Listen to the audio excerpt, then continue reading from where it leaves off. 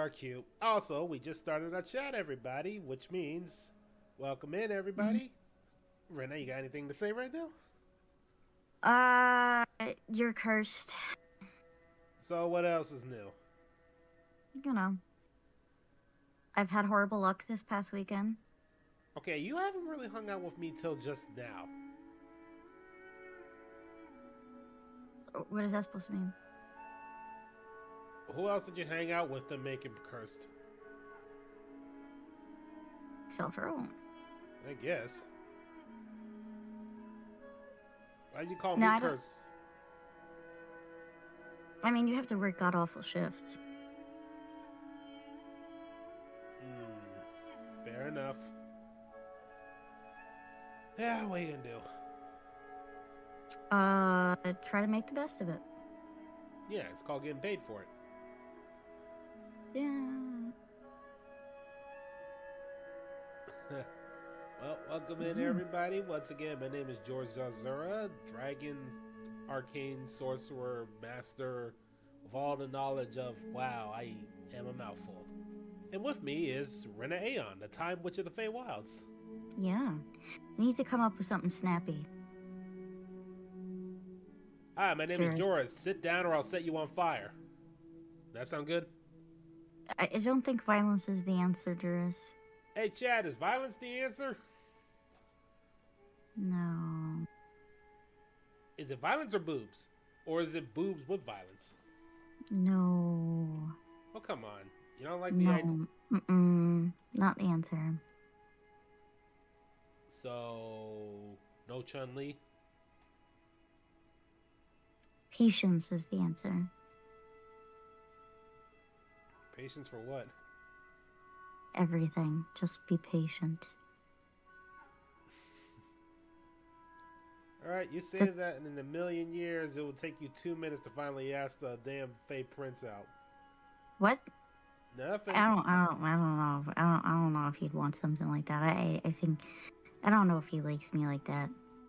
Don't do a Fenrir, okay? What? You have not seen that anime?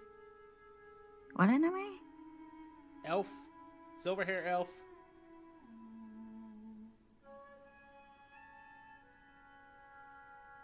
Nothing? Are you talking about Freerin? Oh, did I say it wrong?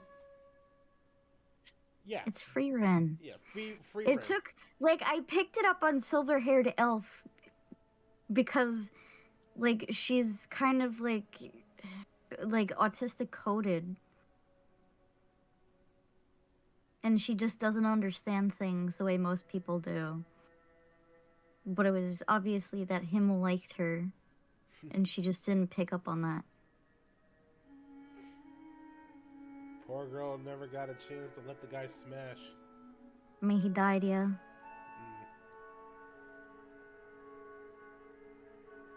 Yeah, elves seem to forget humans don't last long. No, they don't. I'm still Good questioning thing I'm how not the. human. Honestly, I'm still questioning how the hell I'm still alive. Magic? I don't even think magic can explain the amount of years I lived. Especially I when you mean, remember what happened. you kind of I mean, was it kind of like dying? Yeah, that's the weird thing. I mean, you kind of died and then was brought back, so magic. But there's one problem with that very sentence. There was no magic output anywhere that says, hey, bring this guy out. Like, if you were to scan me with your own. You have a magic sense too, or no? Yeah. I Take mean, what. kinda. It's like, it's hard to explain. Like, I can kind of judge, sort of. But here's the thing, though, that magic isn't going to be around anymore. At this point, it's dissipated. I'd have to, like, go back in time to the point where you were kind of resurrected. That was 2 years ago. I'm not doing that. Okay, now you're just being lazy. I can't be bothered. I don't care that much. But yeah, you died and came back, so So what am I, a zombie at this point? maybe you're part zombie. You know, that would explain why some people thought I was a vampire for a while. I mean, the red eyes doesn't help. A lot of things have red eyes. Yeah, I'm just saying it doesn't help. Some people also see like red eyes with dragon, like with wings, as vampires as well, because you can argue they're kind of bat-like in a way. I did not think my wings are that bat-like. I'm just telling you what people like. Keep in mind, there's a lot of different interpretation of vampires. Like, there's the vampires like with almost they almost have dragon-like wings, if that makes sense. Mm. Depending on like which lore you're going with. Ay. So I can see somebody getting confused for that. I mean, if they see your tail, they might not think that way, but Yeah, vampires don't have a tail like this. yeah, normally the tails don't go with vampires. What the tail do, though? Smack people really hard. It's very spiky.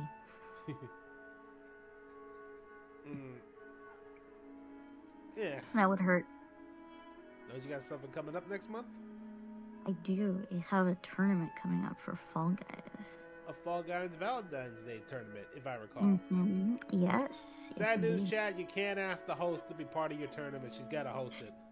So many people have tried already. Yeah, me. So many people. Ren. Me. Other people too.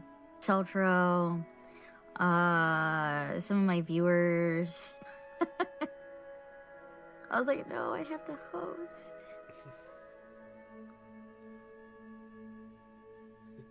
I'm still working on my plan on to what to do for the birthday week. Yeah. And what? I mean, here's the thing. So, do you want to make it like every other day, or do you want to make it like an event? That's the important part. Kind of want to make it an event, but that's the thing. So, if you're gonna make it an event, then you have to do something different, something outside of your normal. You can't do just same old, I'm gonna play a game. Shit, maybe not. So I can, for something like that. I mean, you can play a game, but you do need to make it interesting and make it different.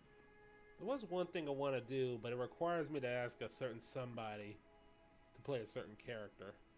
Yeah, like for example, right? So I wanted to host an event for Valentine's Day.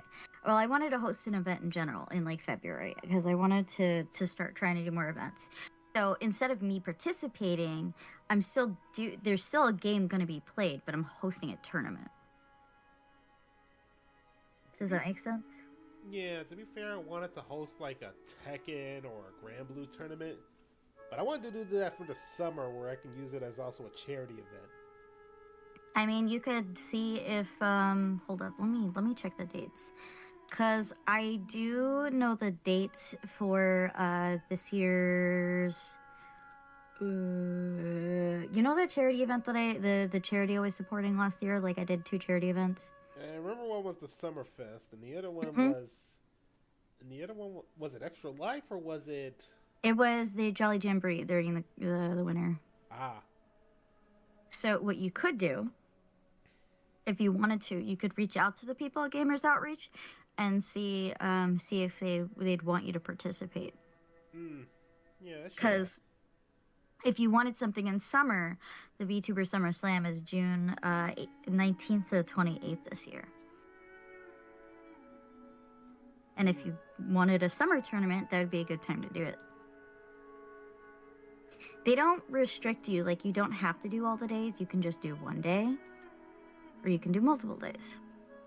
But I think that might be nice to like do a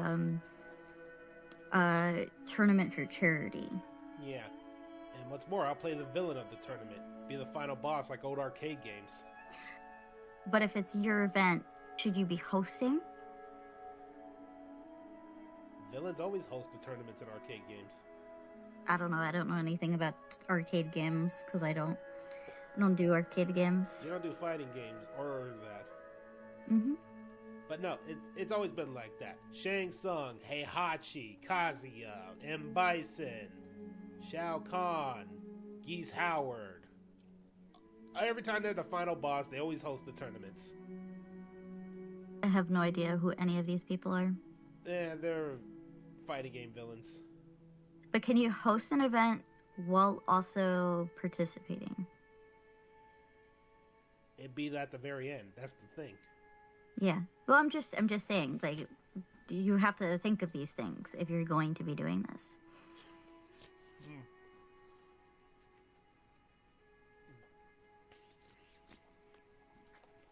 Just food for thought while I'm here. Probably could talk to a bunch of fighting game guys about the idea, especially about me playing the villain at the end. You could. But if you're going to do that too, I would recommend you probably need a second co-host. No, they all say you need like a second co-host for tournaments to make it easy for anyway. Well, yeah, that's why I was recommending it. I'm probably going to... it's either going to be me hosting alone for the Valentine's event, or I'm probably going to get Siltro hosting with me. We'll see how that goes. That depends. He really wants to participate. But he's a single Pringle right now. And it's couples.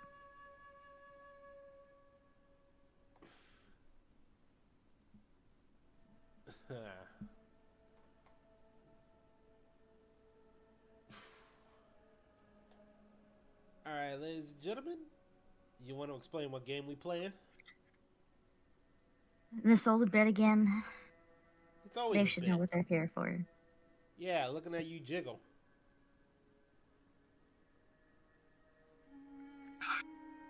Add water. Last time, they all think Steelwind was the one who did all the murders, because... And nothing of value was lost, let's be real with everybody.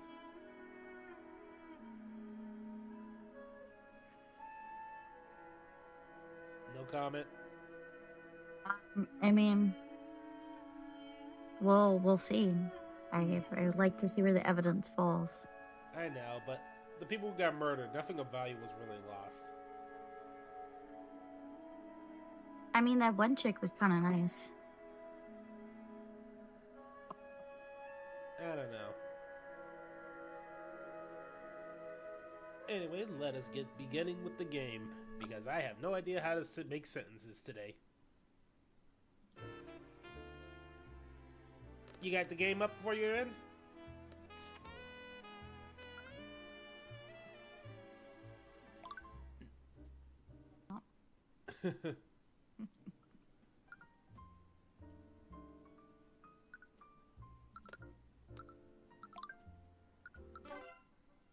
Alright.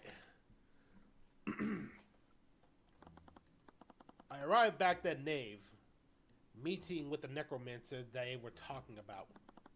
I couldn't stay still, not after discovering what had happened while I was asleep. Okay, actually going back, you said this a while on your stream. They don't like necromancers? No, it's illegal where I live. They don't like bones? No, necromancy in general is illegal. The process of bringing somebody back from the dead through unholy means, it's illegal. Specifically necromancy. So if you bring somebody back and like do true resurrection, that's fine. But like bringing them back as like a zombie, that's evil. What if the necromancer has hands? What does that have to do with anything? Are you gonna stop a necromancer who could probably power lift you? Oh, you're saying... Okay, I wasn't understanding. You're saying that this necromancer... necromancer is supposedly buff. Yeah. Statistically speaking, it's very rare to find a necromancer that's actually buff. You've been talking... a scrawny nerd. Alright, so, again. What if the necromancer was not only buff, but wears, like, a wrestling mask the whole time? Again, statistically doesn't happen. You've been talking to one for a while. We've collabed with that necromancer. I'm telling you, most times, like, they are not buff dudes. They are fucking skinny, scrawny guys. I'm the skinny, scrawny guy. Is that a femboy? Where? No, this... I don't think this dude is a femboy. I think Aster is more of a femboy than this guy. Aster, No. Is it Aster? Prince Aster? No, he's not a femboy. He's just a bottom.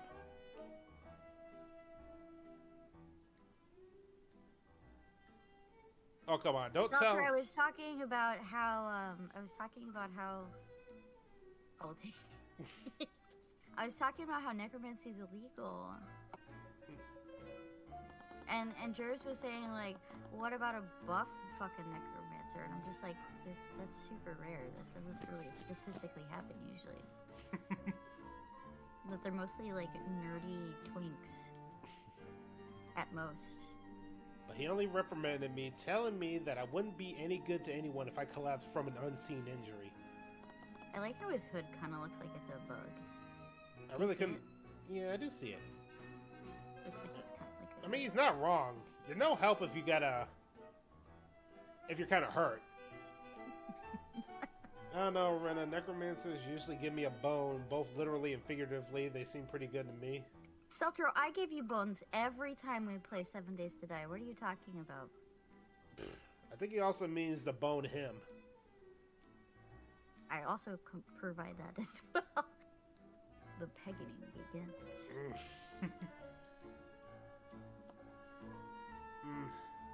I provide both of those services. Nothing seems out of the ordinary. I'm telling you what's illegal, Seltro. It's illegal where we live. What's wrong with him? If you would just let me finish... Let me turn the game down a bit.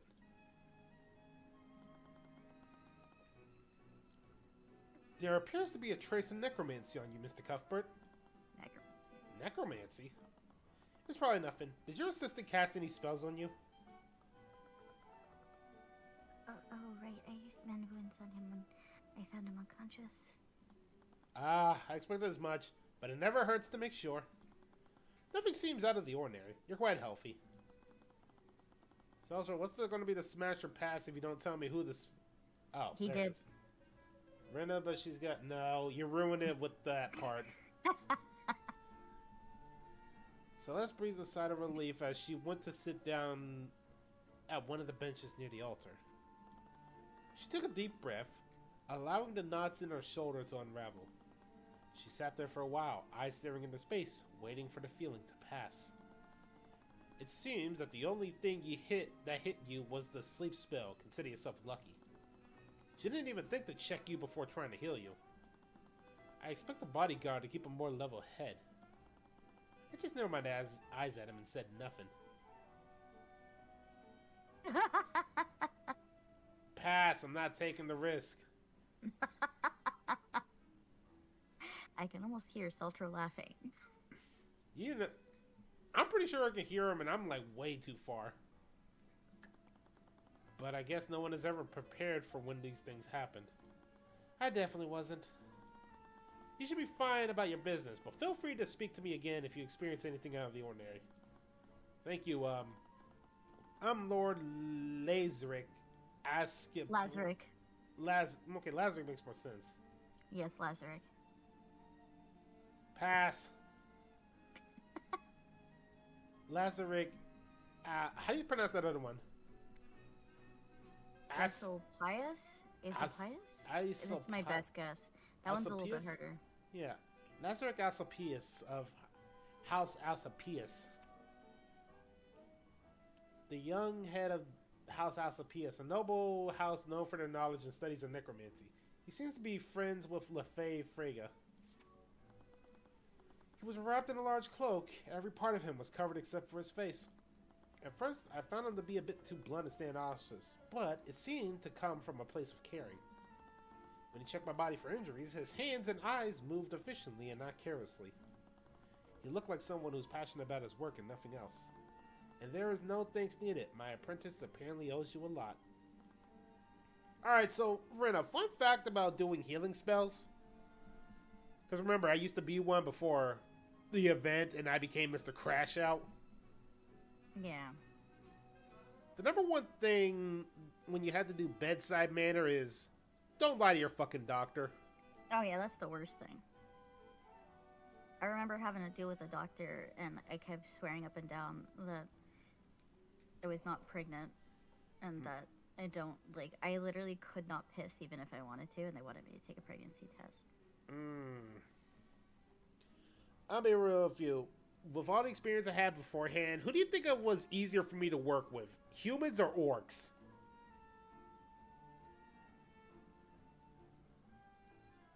For me, it was human.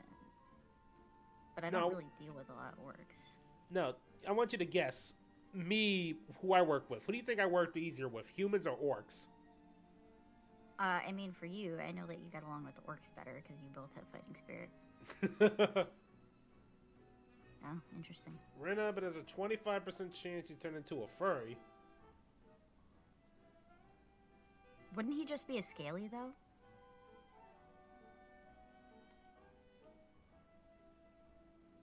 Pass.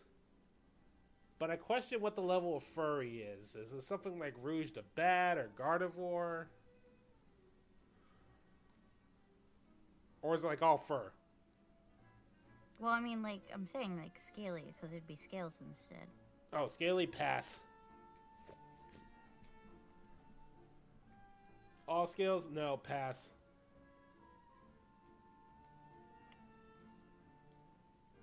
I feel like even if I was interested in that, that would probably chafe my everything off.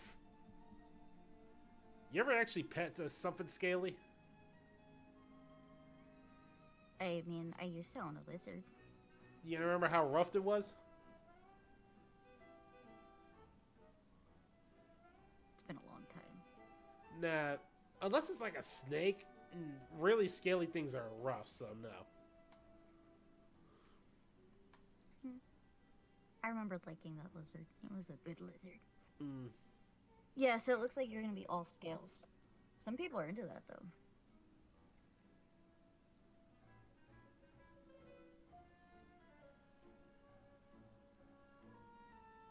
I think Rena would be more mad at the fact I'm banging her mentor, and she'd be still alive and me not telling her. I think she'd be more mad at that fact. Hey, look, a Dratini. Sorry, I gotta catch it.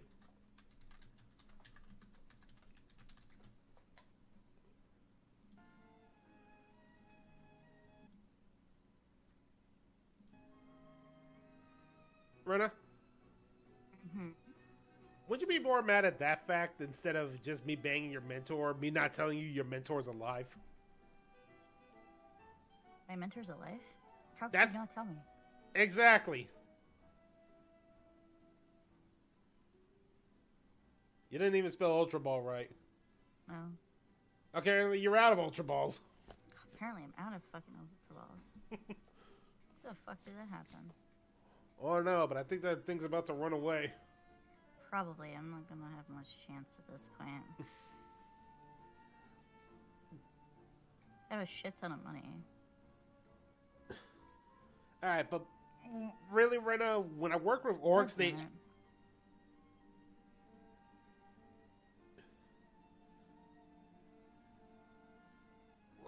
oh yeah, like I was saying. Okay. What? I actually caught it. I don't see it. Yeah, if you check back on the extension, you can actually double check if you caught it. Oh. Yeah. Yeah, no, I'm focused on the game, so... I'll wait till the... I just looked. Oh, there we go. You got it. So, honestly, when it came to me working with healing up with orcs, they were honestly probably the most straightforward. Mostly because it's kind of hard to miss a fucking arm being cut off. That's fair. Yeah. But meanwhile, with some of the humans, they always tried some bullshit excuse of why there's something shoved up their ass. Millions of years and we still have not stopped people from shoving things up their ass. Millions of years and I still don't try to grab anything out of somebody's ass if they shove it up there. I think the worst one I saw was somebody shoved the beehive up there.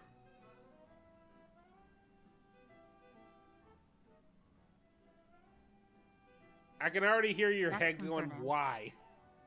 Yeah, I mean, I've heard pretty horrific things about people shoving thermometers up their ass. So.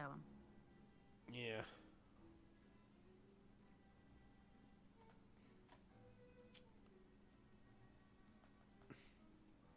Anyway.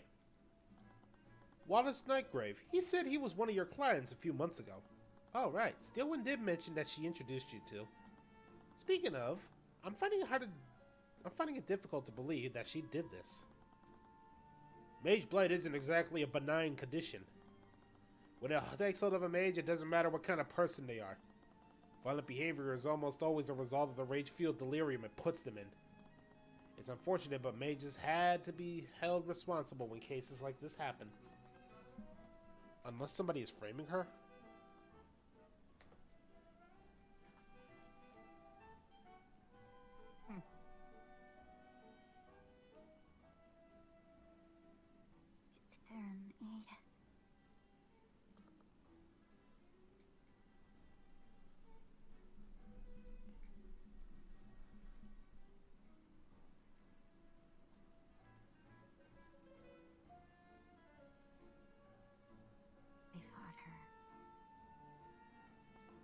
What?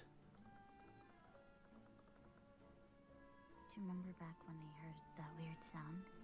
I went outside to see what was going on. Saw her standing over a bunch of unconscious guards. Tried to ask her what was going on, but she didn't say anything. She just attacked me.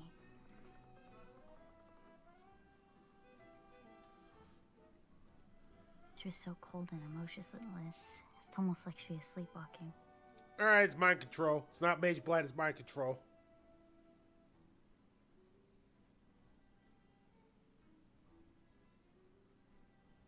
Cold, emotionless, like she was sleepwalking. That's telltale signs of mind control.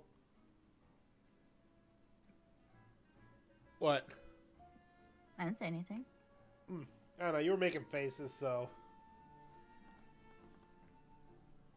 That's actually pretty strange. What do you mean? When someone is affected by mage blight, they enter a state of extreme psychosis and rage. Told you! Definitely mind control.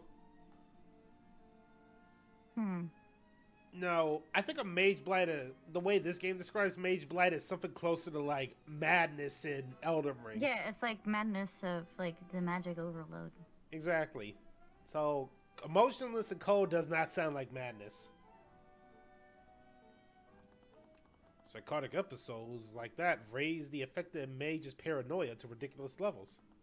That's why these cases almost always end in violence. But from what Celeste said, she wasn't acting psychotic, she was completely emotionless. You might be onto something, Mr. Cuthbert. If what you're saying is true, there has to be more to this.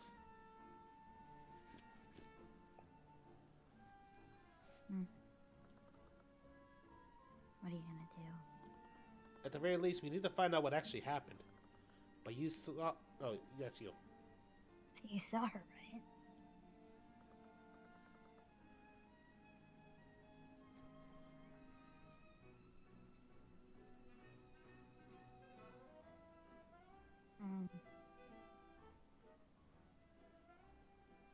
Uh-oh. It's not good. Oh. Okay, I can hear.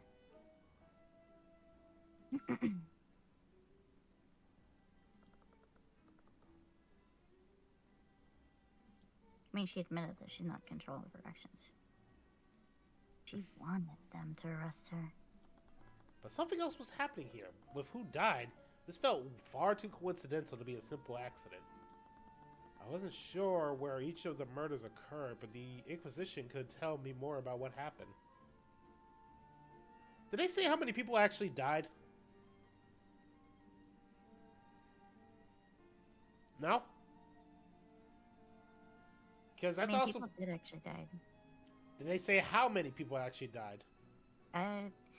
They said those two specific people and that she was over top of a bunch of guards, but they didn't confirm if they were dead. They said unconscious with the guards, though. That's also the telltale sign this is some sort of, like, mind control or something. In a madness state, Everybody dies around that thing. But two specific people and unconscious, when you're paranoid, you're not going to care who gets hurt. I wasn't sure where each of the murders occurred, but the Inquisition could tell me more about what happened. There was also Steelwind. If she was really affected by mage blight, she would remember what might have caused it. I stood up. There's work to be done, and it was about time I ended my sabbatical.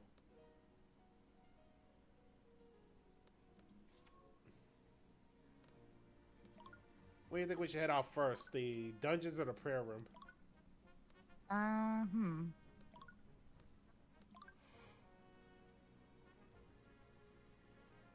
the one hand, I'm pretty sure the Inquisition is here, you know, blocking off the crime scene.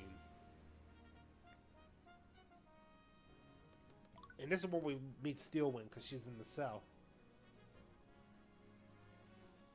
Maybe we should get info first.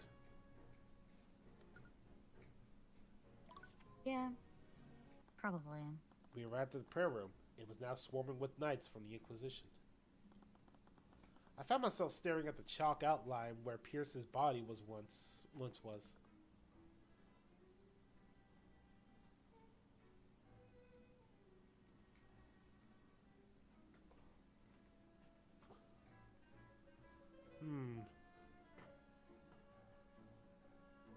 I mean, like I said, nothing of value was lost, Rena. I disagree with you. People dying is not good. And that one person was actually nice. Okay, maybe that one lady was nice, but come on. It was fucking Pierce from the first chapter. His death means a lot of good things.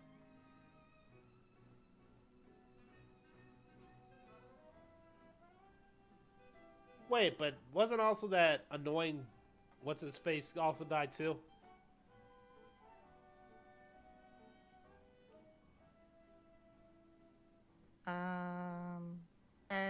The one guy who actually stood up for her for one, like stood up for somebody for once. Yeah, he also died. Yeah, after framing somebody for murder and then trying to mess up his business and all that shit about Noble. Anyway, your line? Yes. Are you okay? Yeah. Now's not the time for an existential crisis. Steelwind's future counted on us figuring out what happened. The Inquisition believes that Steelwind broke into her room, knocked out Pierce and me, and then killed him. But I remember it clearly. I saw Beatrice before I lost consciousness. There was something else happening here. Celeste also fought Steelwind after Beatrice knocked me out. She could tell me more about how she was acting.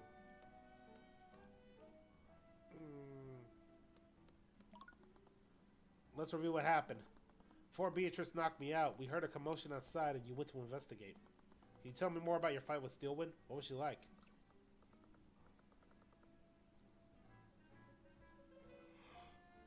Good question. Well, she wasn't her usual self. It's like she was in some kind of daze.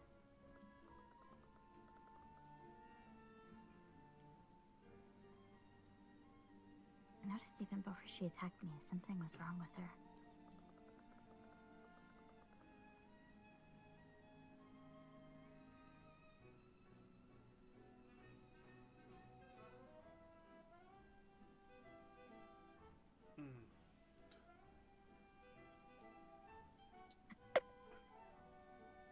She didn't even respond to me when I tried to talk to her. It's like she didn't even recognize me. But from what Lord Alapisa said, she would have been acting more erratically if she was affected by mage blight. It's possible that you find someone disguised as her?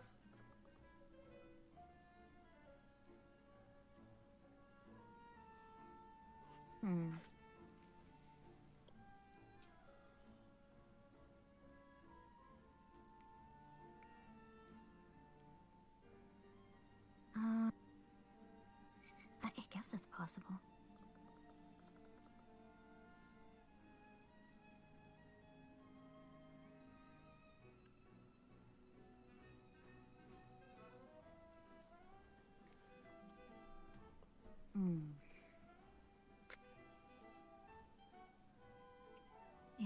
armed with her before, but this was definitely different.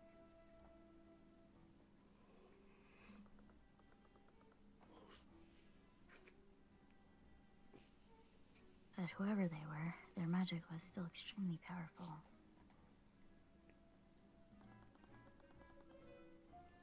And several members of the four pillar families were assembled here. It could have been one of them. We should speak with Commander White when we get the chance. The Grand Cathedral was closed to the public for whatever was happening here.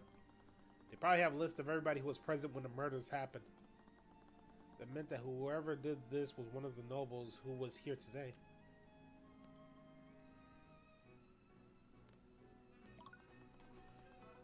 Beatrice can cast invisibility, so I doubt she'd let you see her. But did you see her at any point when you were fighting Steelwind?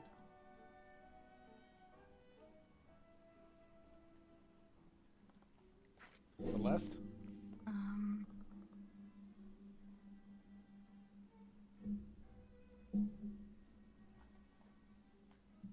Sorry, I don't know. I'm too focused on staying alive. I've actually been meaning to ask you about that. Are you really strong? I've never seen you break a sweat in a fight before.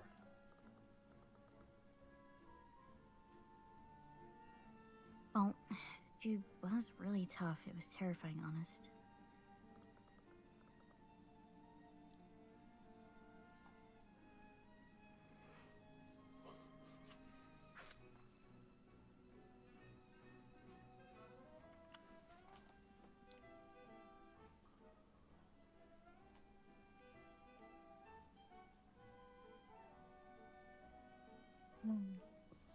I've sparred with her before, but never with magic.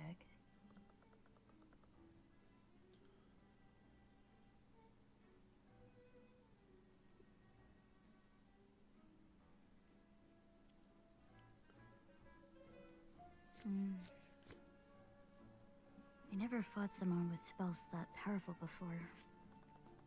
She didn't hurt you, did she?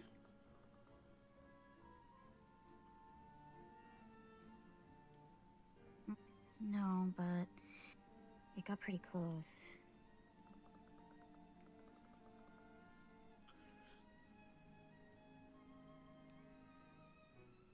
I think she realized that she couldn't beat me, so she just ran past me into the prayer room. So her real target was Pierce, but why? Did you see the murder she murdered Pierce?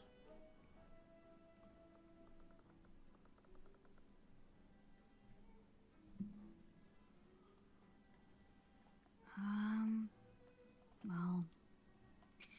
no, when I arrived at the prayer room, I saw you and Steelwind cautious on the ground.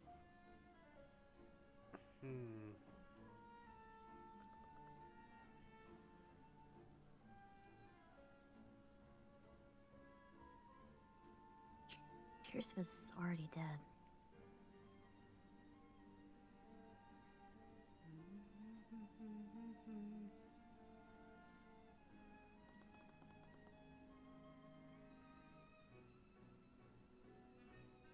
And I'm assuming you didn't see Beatrice anywhere.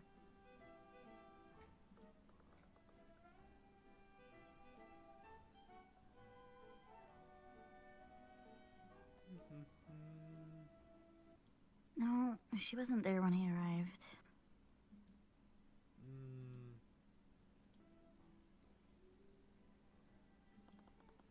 How did she leave the prayer room without Celeste noticing? Did she turn herself invisible?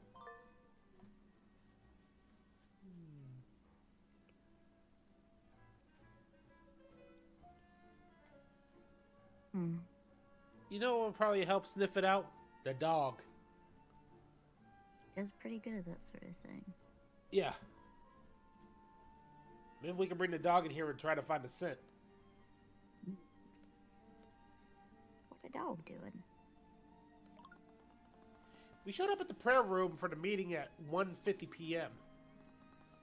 Then we interrogated Pierce for about half an hour. That's when we heard a commotion outside and you went to investigate it.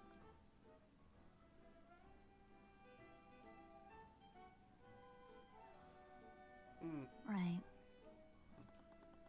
And I think Beatrice knocked me and Pierce out 10 minutes after that. How long did you... How long did you fight Steelwood before she pushed past you?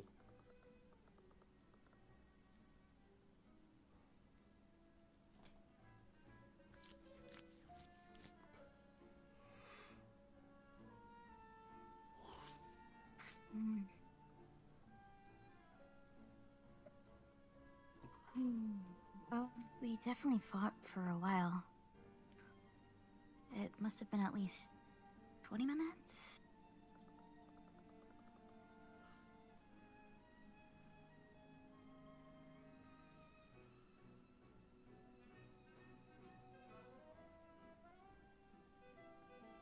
After that, she gave up on me fighting and ran into the prayer room. It's kind of a repeat of what she said earlier. Yeah. Which means that Beatrice somehow got into the room during your fight. That discounts my theory of her disguising herself as Steelwind. I regained consciousness at 3:12 p.m. That meant that I was knocked out for more than 40 minutes. There were still a lot of unknowns about what happened. I need all the pieces if I wanted to set that board. Well, I guess we're good here. Let's go take a look at the dungeons. We arrived at the dungeons to speak with Steelwind, but we didn't see her anywhere.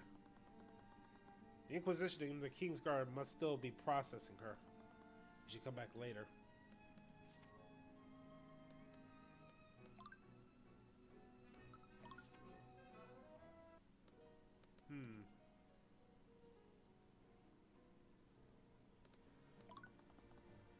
Where do you think we should go next? Wherever we have to go next. Celeste? Oh, sorry. Did you say something? She's probably still shaking about what happened. So it'd be best to take the lead and let her focus on her job. I guess we should go back to the prayer room then. Maybe we missed something. I mean, we got all the talk. Maybe we gotta present something? Maybe?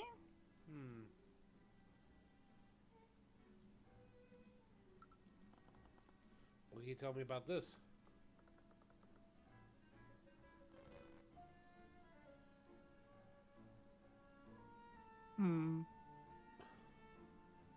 I guess not. Maybe we should examine. There's a chalk outline where Pierce's body probably was. It looks like he was sitting against the altar when he died. The bloodstain seems to imply that the fatal wound came from his chest. Autopsy report will be really helpful now. I need to ask the commander of a copy of that next time I see him. Let's detect magic.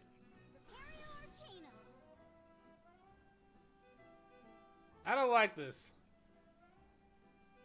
Rena? I don't like it either. Yeah, it looked like you're passing out. Yeah, I don't know why it's doing that. Probably lost tracking. Yeah, I don't like this. Try to reconnect. That work?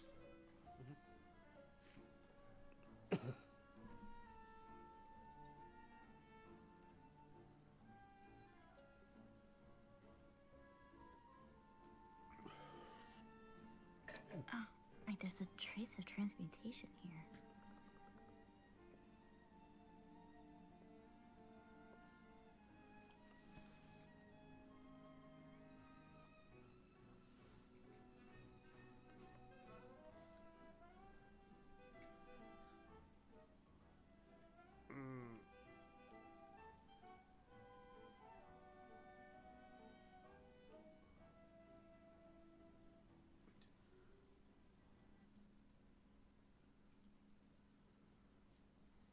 Rena? All over the area around his body.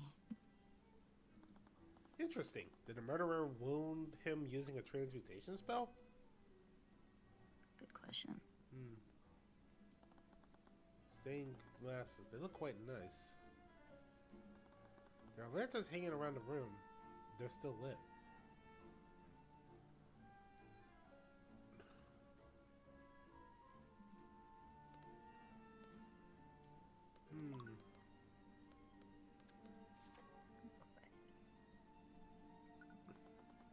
I can't believe after everything he did, Pierce is just gone. I'm sorry we couldn't get the answer you were looking for. Hopefully something else turns up.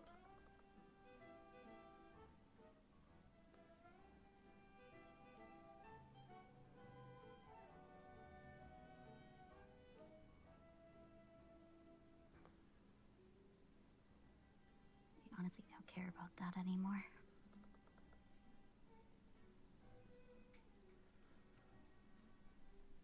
I'm just glad you're alive and safe.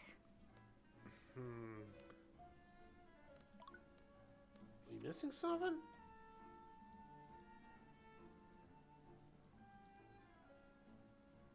Maybe the runestone?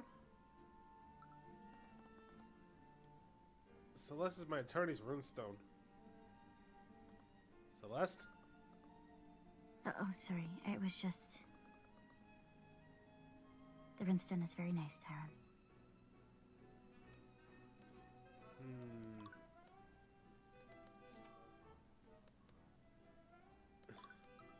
Maybe she's available now? Nope.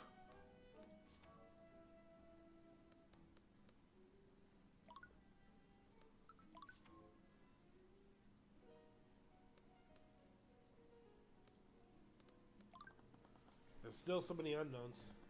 We should continue looking for more clues.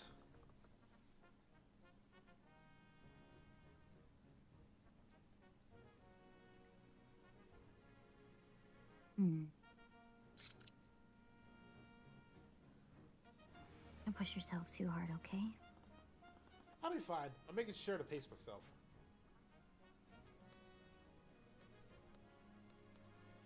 Okay, maybe we missed something here. There's an altar at the end of the room. A religious figure would probably give a sermon here.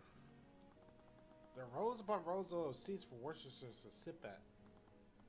At full capacity, this room could probably house thousands of people at a time. It's a stained glass window. A small ray of sunlight is shining through it.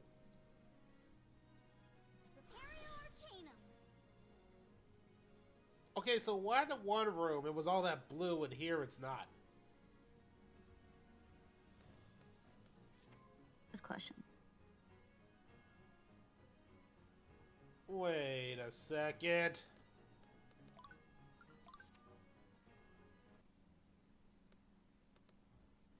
Am I just that stupid? Could be. This is a spell. There's traces of conjuration magic all over the place. Must have been left by Beatrice's sleep spell. Okay, maybe we might be able to get... Anyway, it looked like I found everything I could here. It's time to move somewhere else. I need to visit the other crime scenes. Okay, now we can look around. Let's check this one out, the common room. We traced our footsteps and found the common room. This was the last place I seen Von Sanctus and Sibley before everything happened. I looked around, and once pure white room was completely scorched. I could smell the scent of burnt cloth and fresh in the air. Oh, flesh in the air. What happened here? Just an FYI, Ren, I didn't do this one.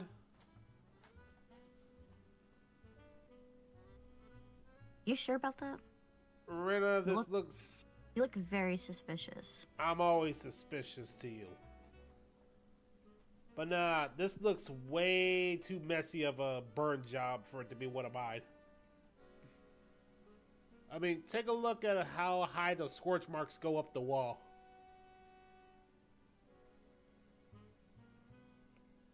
Those are very, very deep burn marks. Yeah. The scorch marks are too high. They're all over the place. They're not concentrated. I'm just saying, you know it's me because all you would see is a pile of ash, not any of this mess.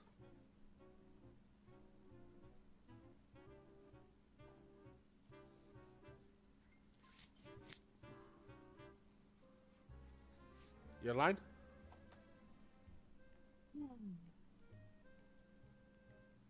Was there some kind of fire? Yeah. We think the perp lit a fire using magic. Speak of the devil, guy we need to talk to. As we entered the room, Commander White waved us over. He was accompanied by his usual legion of knights. Commander White. Hey, kid. Your investigation. What happened to? Oh, no, wait. You investigated what happened to? We just want to figure out what really happened. You and me both.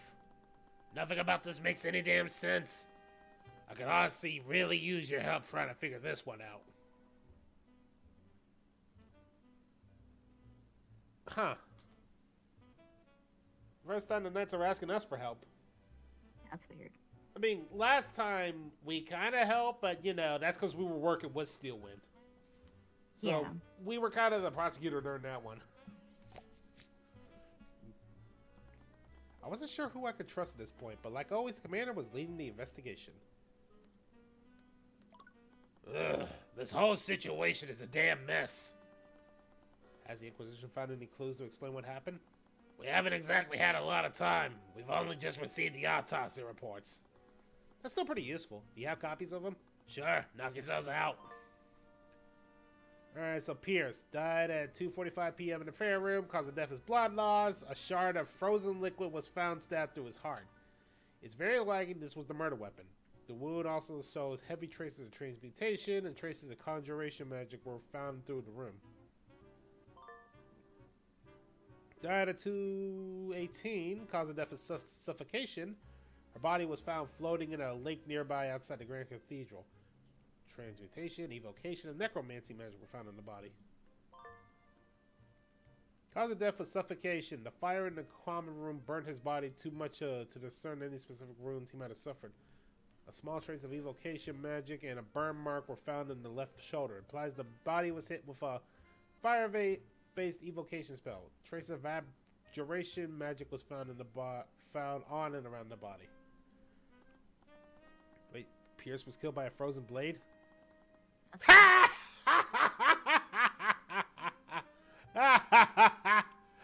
Karma's a bitch, ain't it, you fancy little shit?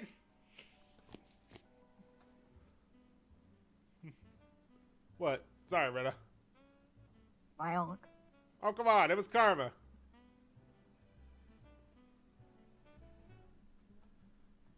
Isn't that similar to how he killed Flintheart McCoy? Yeah. Sorry, I didn't mean to. No, it's okay. I can imagine a scenario where a struggle happened and the killer used whatever was nearby. However, it still feels like a convoluted series of events. You know, I wish it was a beheading, but I'll take the death.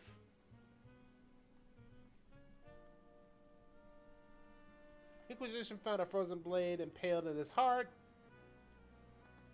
Anyways, the time of death also tells a story. Purely based on the times of death, the murder must have killed Von Sanctus, then Sibley, then Pierce in that order. Yeah, that's our working theory too. If we look at this map, we can see where the prayer room and the common room are. Lady Sibley's body was found near the lake west of here. The Grand Cathedral was built on a cliff. There would only be one way for it to reach the lake at a short amount of time.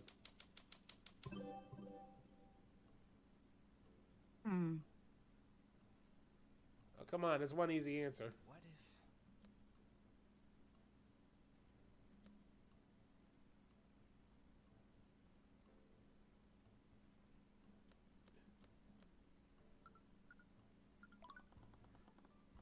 The Grand Cathedral was built on a cliff over the lake, and the westward balcony just happened to be right over it. Yeah, I guess that makes sense. We even have a witness who saw Steelwind there. Really? Who was it? It was High Speaker Theon Arcus. High Speaker? He's the shot caller of the Church of Bahamut, and he stands at the top of the religious hierarchy from what I hear. He spotted Steelwind near the west balcony and noticed that she was acting suspicious. He called out to her, but she ignored him. So she knew that he saw her, but she didn't attack him? Yeah, the whole mage blight story really doesn't add up. Either way, we'll just have to talk to him directly and find out more. Putting that aside, there's something else that's strange.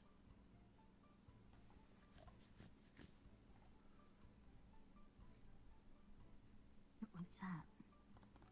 about the order that the murders occurred in? The time of death, the murderer must have killed Von Sanctus, Sibley, and Pierce in that order. That means that the murderer went to the common room in the west balcony and then the prayer room. If we look at the map, the murderer's route seems to be a bit strange.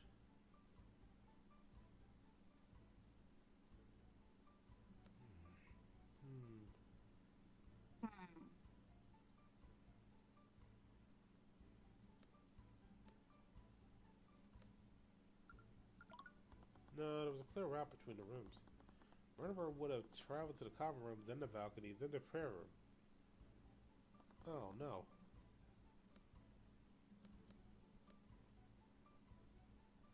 Does C1 even have the spells that's needed? What's her school again? I can't really check in this part. I'm just curious, like, I'm thinking.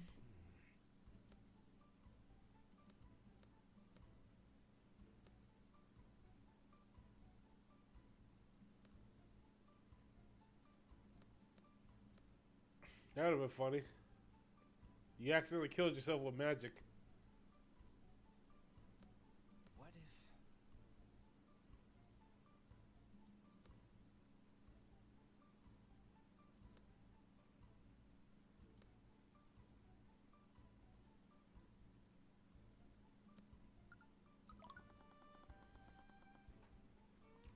The murderer must have passed right by the prayer room before they dumped Sybil's body.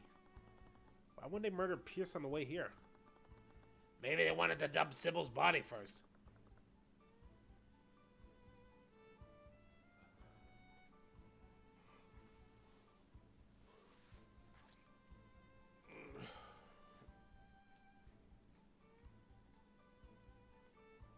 Rena. Or they were afraid of fighting me.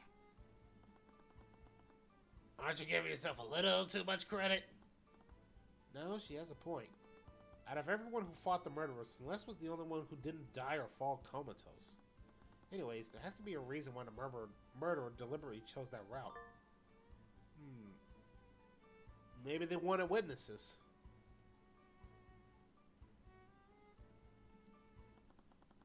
I made a rough outline of the murderer's actions, but the real clues would lie in how each of the individual murders occurred. First, I need to figure out how Von Sanctus was murdered. Hey, Rena. Yes. You know what I gotta do real quick? Please don't put Wait. shit on me today. What Go am to the I supposed bathroom to real do? quick. How dare you? You do it every time. Plus, I've been drinking all that water while we've been talking. Drinking water. Yeah. Drink, drink, drink.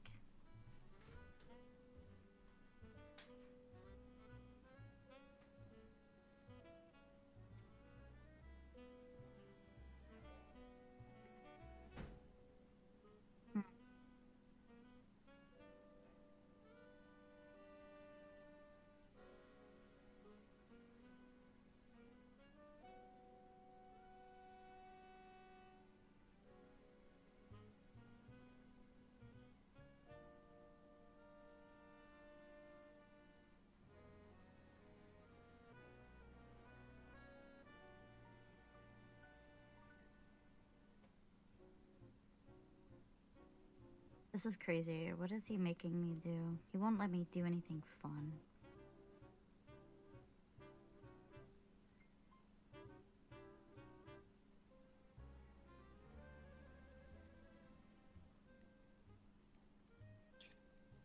Yeah.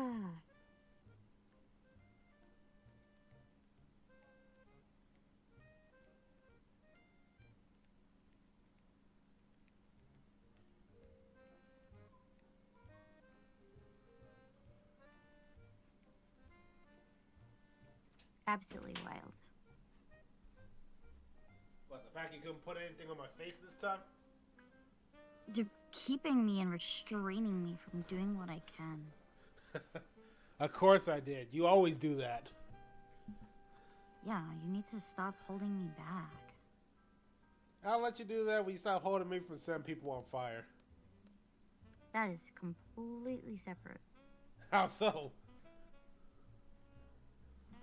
Because it is. Because I say so. Your whole I say so rule does not apply in the arcane. Oh, shit. Oh, that hurt. Well, that's, justice. Yeah, it's called being old. Sucks to suck. Oh, please. It's gonna affect you, too. I don't know what you're talking about. Anyway. When did they discover the bodies? Who came across them? It all started when Prince Alric ran up to us. He told us he saw a fire breaking out of the common room. He also saw Steelwind there, but when he tried to talk to her, she hit him with some kind of spell. Okay, that's definitely not Steelwind.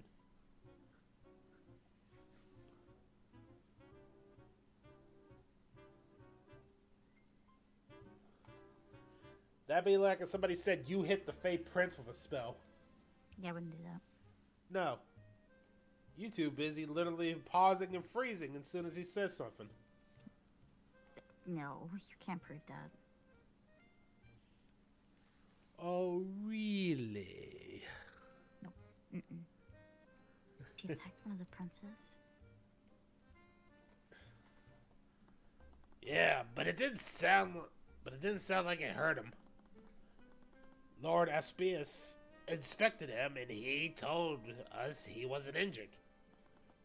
I'm glad he's okay, but wouldn't Ario have used a more violent spell if she was afflicted by mage blight? It's possible she was throwing spells randomly, just happened to get really lucky. I suppose that's possible, but was there anybody else nearby when this happened? I would have expected the Prince of Wyverngar to be under constant guard.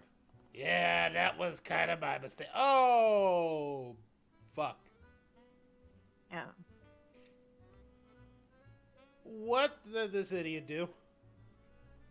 He was an idiot. I ordered the knight to give him some space considering what just happened. And that would be? Sorry, kid, if you don't know, it's not my place to tell you. I have orders from the top to stay quiet about that.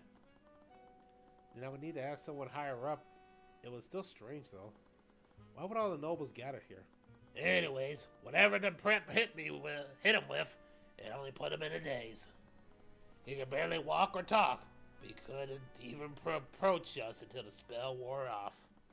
The weirdest thing about it is that he should have been pretty close to where we were. But for some reason, we didn't find him until after the spell wore off. That must have been traumatic. I hope he's okay. But why didn't anyone see him during this time? After he told us what was happening, we went to put the fires out. That's when we saw a bunch of guards knocked out over in the prayer room.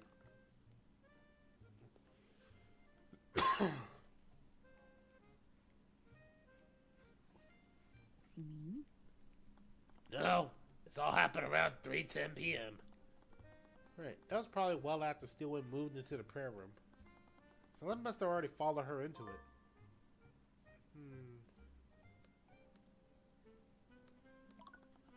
When you arrested Steelwind, I recall you mentioning that a bunch of guards were comatose. Did a murderer use some sort of spell to knock him out? They did it. I'm just as lost as you are about that. Some of the victims didn't have any magical traces on them. We know that they're not under the effect of a spell, and they still haven't woken up. That's odd, to say the least. Is there any common thread between the knights who fell comatose? It might help us deduce what happened to them. Well, we found all of them near the common room and the prayer room, all the locations where Steelwind was spotted. That can't be a coincidence. So it wasn't random, yet it wasn't the effect of an arcane spell.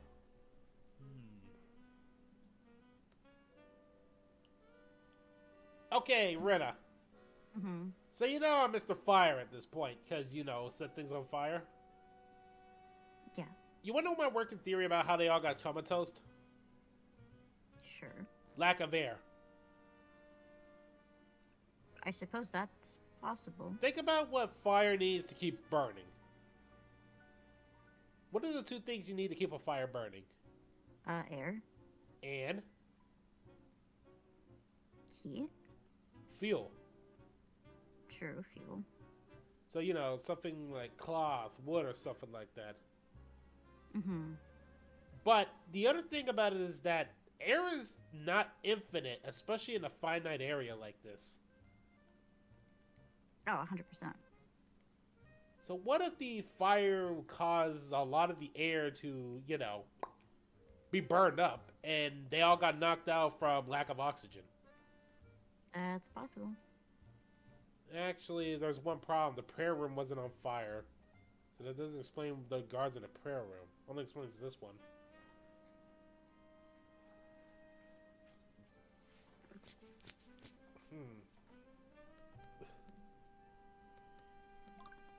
Commander White, you keep saying the perp instead of Steelwind. Even though everyone else seems to think she was responsible for this. Do you also suspect she was being framed? It just doesn't add up. If she did give herself mage blight, her action wouldn't be so deliberate. She's definitely not the type of person to go around murdering people. Even if she was, she led a lot of the Inquisition investigations recently. She investigated plenty of homicides with us, and she knows exactly how we do things. Whoever did this got the job done, but they were sloppy about it. A bunch of witnesses saw her. She didn't even try to hide herself using magic. She either had mage blight, which doesn't match her behavior, or she did this intentionally and wanted to get caught. Neither scenario makes any damn sense. Someone has to be framing her. That's the only reasonable explanation. Honestly, I'm not so sure about that either. What do you mean? You saw her when we arrested her, didn't you? She wanted us to lock her up. It's like she thought she was a danger to herself and others. Right. There's the same impression I got as well. If it weren't for the witness statements, I'd be sure she'd give herself mage blight. Strangest thing is that I've never seen her that scared before. So if it really rattled her about what happened.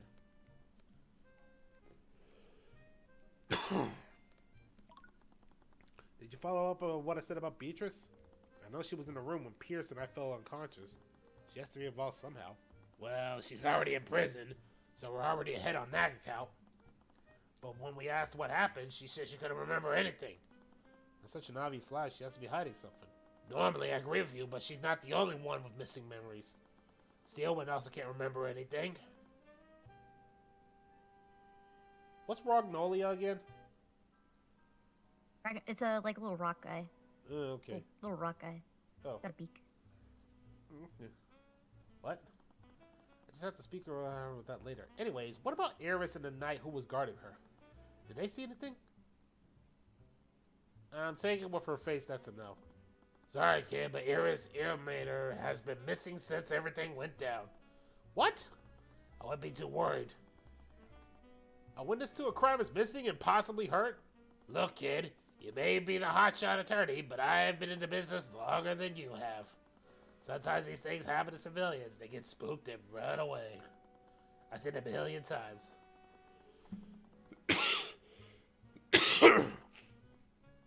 Iris was the daughter of a crime lord. I doubt she was in any rush to speak with the law enforcement. We don't have any resources to look for her, but I'm sure she'll turn up eventually. Well, I suppose we can't do anything about that now. Anyways, what about the knight guarding Beatrice? Surely he didn't go missing as well. That's the thing. The knight who was supposed to be watching her was one of the guards who went comatose. We found him in front of the prayer room, too. Wait, did he follow Beatrice to the prayer room? To make matters worse, the Frigga chick knows how to cast invisibility. So even if she was telling the truth, very few people would have actually seen her.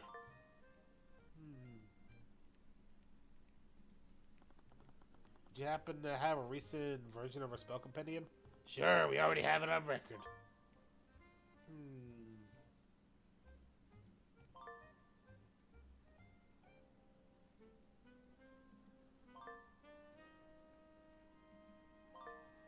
Send message.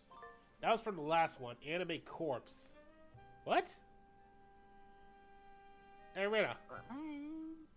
That one doesn't look familiar, does it? I mean, familial bond is what, what's her face has. Yeah, but I'm talking about animated corpse. No, we haven't seen that one yet. No, we have, but that's from the necromancer guy. Did we? Did they animate a corpse in that one? No, I mean, he had it, but the one who used it was the headmaster, I believe. Anyway, That's crazy. Necrotic blight.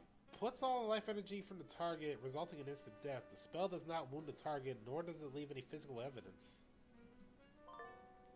Shatter. Channels the caster magic to any physical object they're touching with their hands. Enough to break. Okay, invisibility. That one's self-explanatory. The caster must target a creature that's already unconscious while they concentrate the spell. The target will appear to be dead.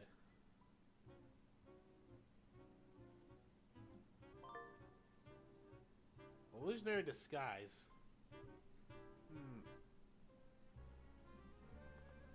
Right, I forgot how many spells she used during Lord Frey's murder.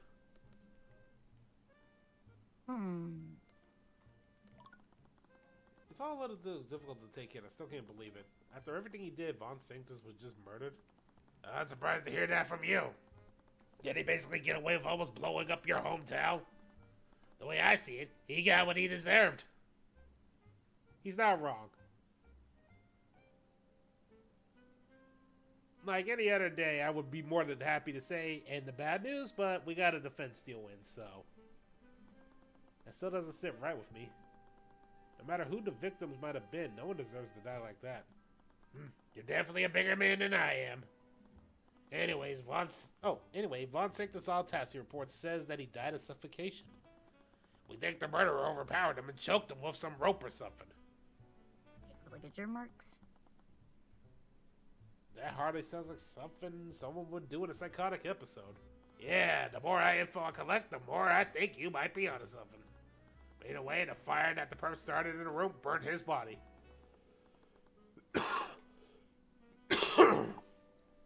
It didn't completely turn into ash, but there's not a lot left. So the fire would have burned away any evidence like minor wounds he had. Yeah, we're lucky we even discerned he was hit with an evocation spell. Right, the autopsy report mentioned that too. But if a fire started it, is it possible that he died from smoke inhalation? No, the devastation spell we always use to identify smoke inhalation as death by poisoning, not death by suffocation. That's one that kind of makes sense.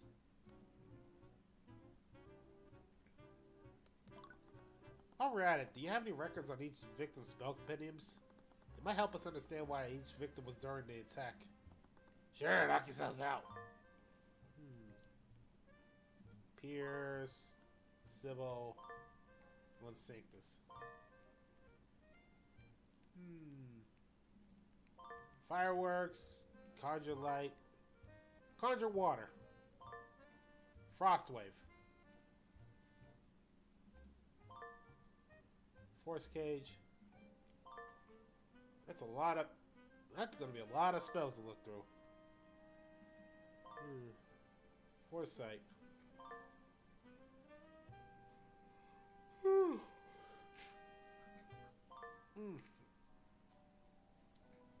Detect magic.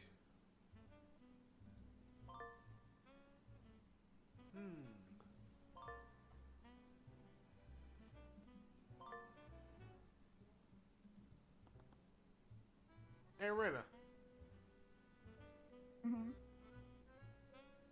Why are these spells so weak? Cause somebody is weak. Okay, wow. That's a lot of work through. Yep, that's what happens when a bunch of mages are caught in a bit over murder. Honestly, you've been lucky until now. Nevertheless, I'll need to look over each of the spell when they become relevant.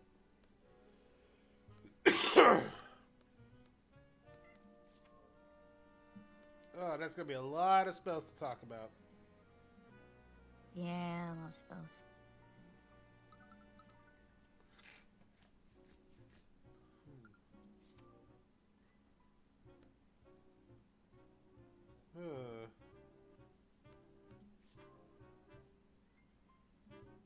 Maybe the testimony might help out. I see you're still working with that mage girl.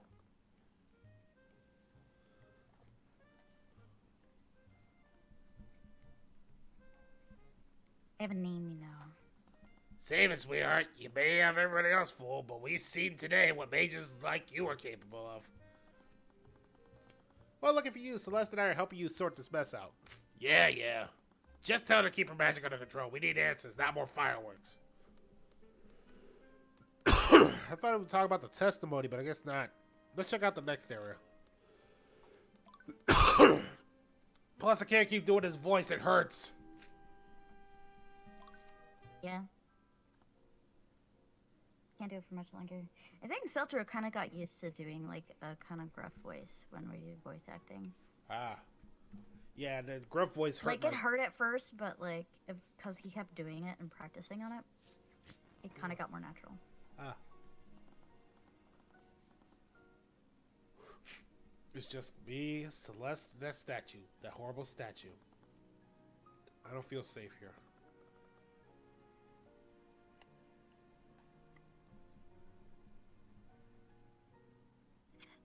Why is that statue freaking you out so much? The Pegasus is literally... Oh, that's you. Pegasus is literally celestial like you. I don't know, but I can feel it suffering through the eye. It's an inanimate object, Tyrion. Let's move somewhere else. Alright, whatever makes you get you to stop acting so weird. Let's try the dungeons. No. Oh, we haven't looked around.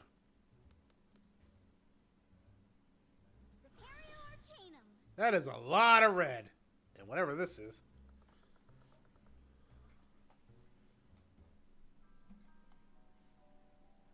The demonic guttural one doesn't bother me as much. Daru's voice gave me a lot of issues for some reason.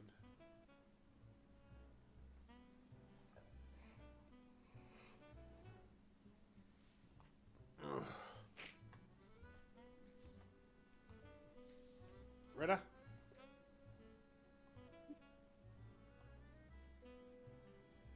Yes. Yes, indeed you do. There's a trace of abjuration magic in the center of the room. Do the traces overlap with the body? Kinda. It's sort of square-shaped. Square-shaped? I can't see the trace, but there seems to be a square-shaped outline around the body. You're right. They overlap perfectly. The area inside the square is a lot less burnt now than I look at it. I'm not sure what this means yet, but it's something definitely worth taking note of. Don't think this.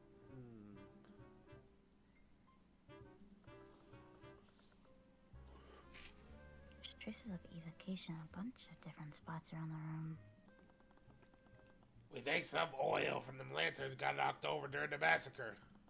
The perp must have lit it on fire with some evocation spell, but we don't know if they did it on purpose or accidentally.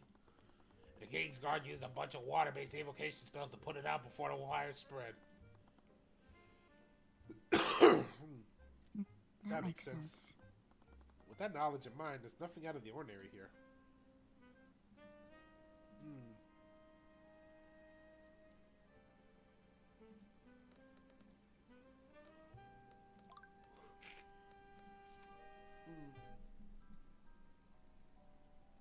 Maybe the letter?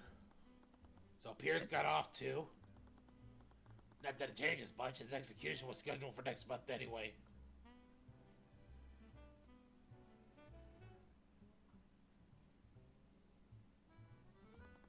It was clear she had many conflicting emotions on what happened. When this is all over, I want to give her a break from guarding me.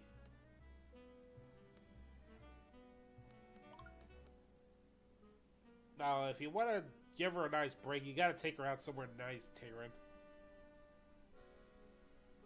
What do you think, Rita? I don't know, man. This is fucking nuts. You mean taking her out to somewhere nice? Well, yeah, that would be good, but like this whole situation, I don't know if I'd be like able to focus.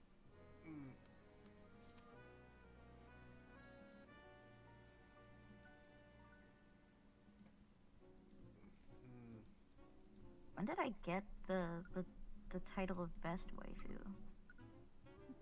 When you started bouncing all over the place? Kid, why? It's by... I know, it's your attorney runestone, but it proves you're a certified attorney. I got the last 100 times you waved that thing in my face.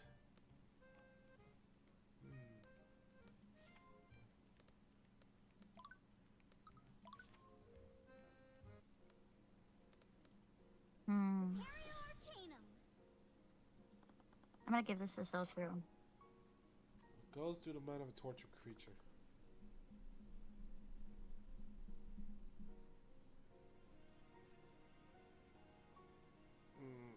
This is for sell through.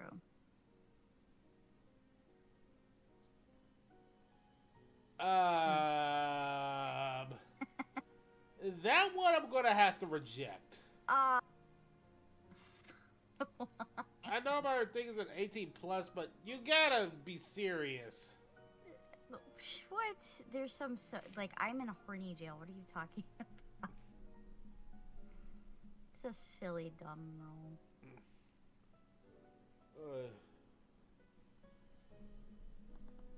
Selfie would love it. I can feel its emotion as if there was The my Demon guttural one doesn't bother me as much. Dara's voice gave me a lot of issues for some reason. Oh.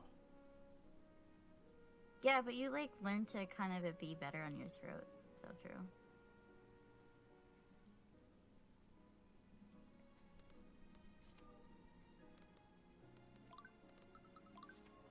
I'm gonna wait for that roll.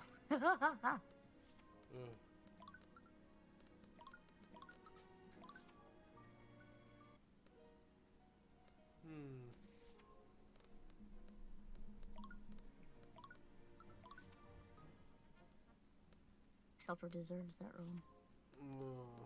Then put it in your room just to be safe. Nah, it's not gonna do anything. It's just a dumb joke. What is this? Donuts? Popcorn?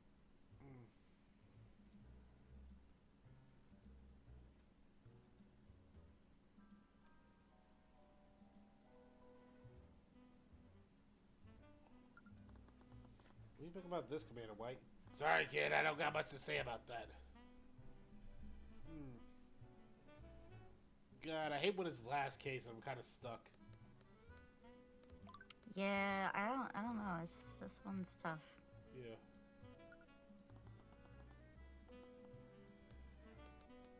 Maybe I gotta like find something that stands out. There's a lot of magic that was used here. It's true.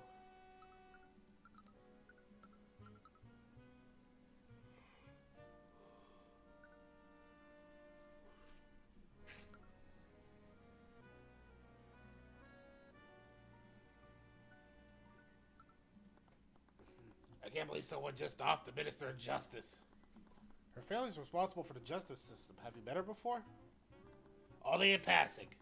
And whenever I did talk to her, she always said kooky things about universal balance or some kind of hokey like that. Frankly, I can never understand a word she says.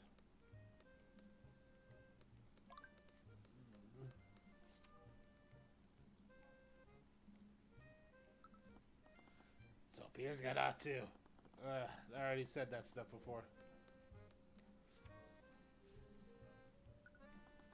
So I think this is actually dead. Honestly, I'm not gonna lose any sleep over him. Says it right after what he and Frege tried to do. Even so, dangerous murderers on the loose. Neither of us can relax until we catch them and put them away. You're always working, huh?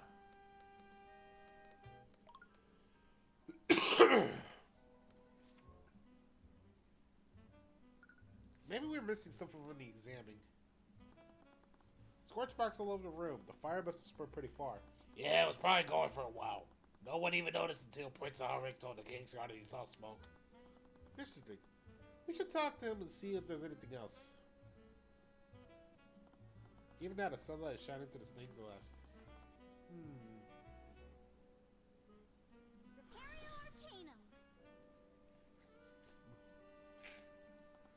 I found everything relate to Von Sanctus' murder.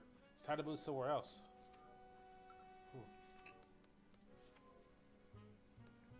Ah, the balcony.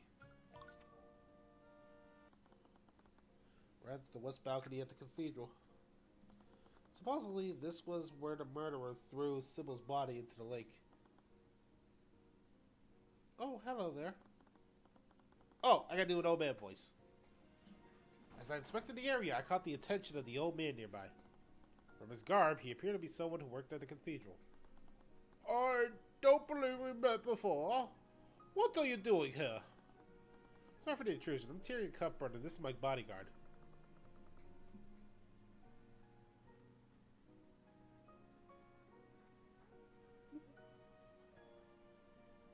We're investigating the murders on behalf of the prosecutor Steelwind. Dear Cuthbert, I've heard of you. He doesn't look nearly as criminal as I expected him to be. He probably hasn't heard anything good. Well, forgive my rudeness. I'm Theodon Axis, Arcus, High Speaker of the Church of Bahamut. Oh, he's 81 years old.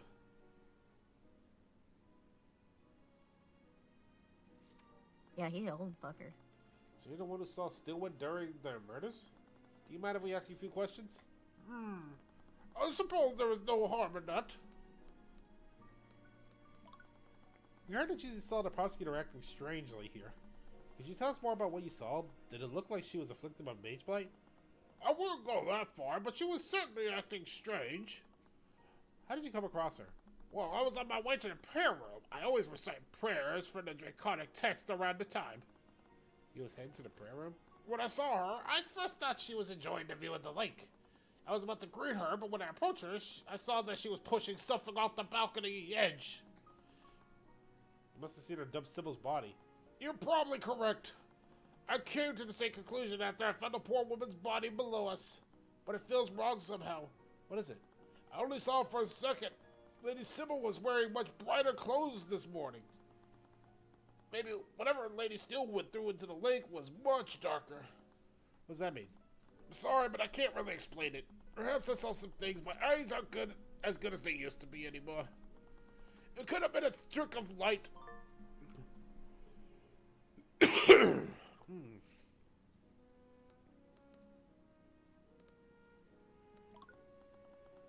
Wait, if you saw Arya dumping Lady Sybil's body, she must have just murdered her. That means you must have been heading where we were at the time. Oh, were you praying there with Lord Pierce? Not exactly. What? That's not what the guards told me. The guards? Do you mean the ones standing outside watching the prayer room? Yeah, they told me that Pierce was praying with some acquaintance of his. They said the same thing to Lady Steelwood as well. Wait, Steelwood was there too? Yeah, she appeared to be waiting for something. I didn't want to disturb them, so I went back to my quarters to pray. High Speaker didn't see her fight Celeste? She must have started her attack after he'd left, but why would she bother waiting? Good question. Either way, we can't exactly question those guards.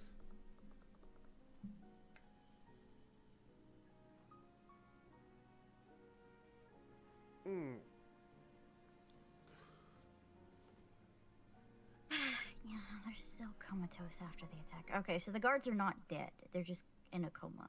Yeah, they kept saying comatose. I don't know. For some reason I got confused thinking they were dead. So they confirmed killed like what, 3 people? Yeah, the 3 victims. Yeah. Actually, the High Speaker's quarters aren't that far away from the prayer room. Didn't you hear the fight between Stillwind and my bodyguard? Oh, it must have been because of my magical wards at the room. Magical wards? Are there for security reasons? Not exactly. I actually suffer from chronic insomnia. Even the smallest sound would wake me up at night. Years ago, I had some mages enchant the walls so our sound couldn't travel through them. I can't hear anything outside my room once I shut the door. This does sound oddly convenient, but I doubt he'll lie about something so easily verified.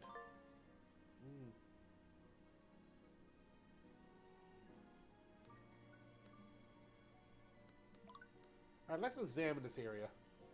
Yeah, I mean, I don't know what you're gonna infer by it, but... There's some debris on the ground.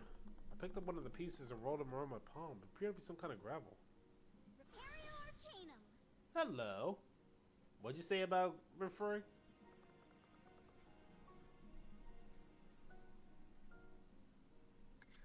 What did I say about what? You said from... Never mind. I said I don't know what we're gonna infer from it. There are traces of transportation on the debris. Cause like this isn't like... I don't know. I don't know. Ate my words already.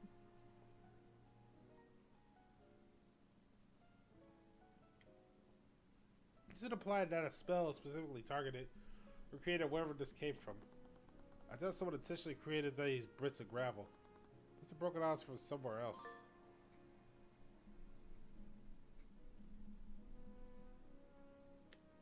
That's a nice view, though. It is. Very pretty. Everything I can find here. Time to move somewhere else.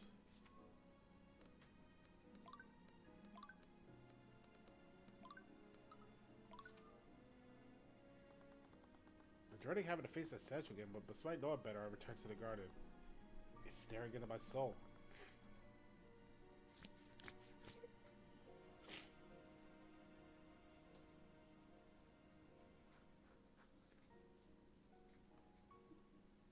Gosh. Yeah. And stop looking at it. The crown prince was sitting on a bench nearby. Several members of the king's guard were standing attention around him. His brow furrowed. He didn't even seem to notice us until one of the knights stepped in our way. Oh, Mr. Cuthbert and Miss McCoy, too. What are you still doing here? Trying to investigate what happened. I see.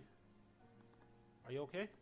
Yes, I was just thinking how unfortunate this ordeal has been. I do hope Lady Steelwind is taken as well. Right, she was his fiancée after all. We're trying to find out exactly what happened.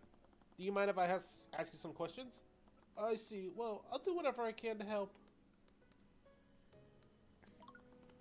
You said that you two were investigating the murders? Were you planning to defend Lady Steelwind? If she'll have me.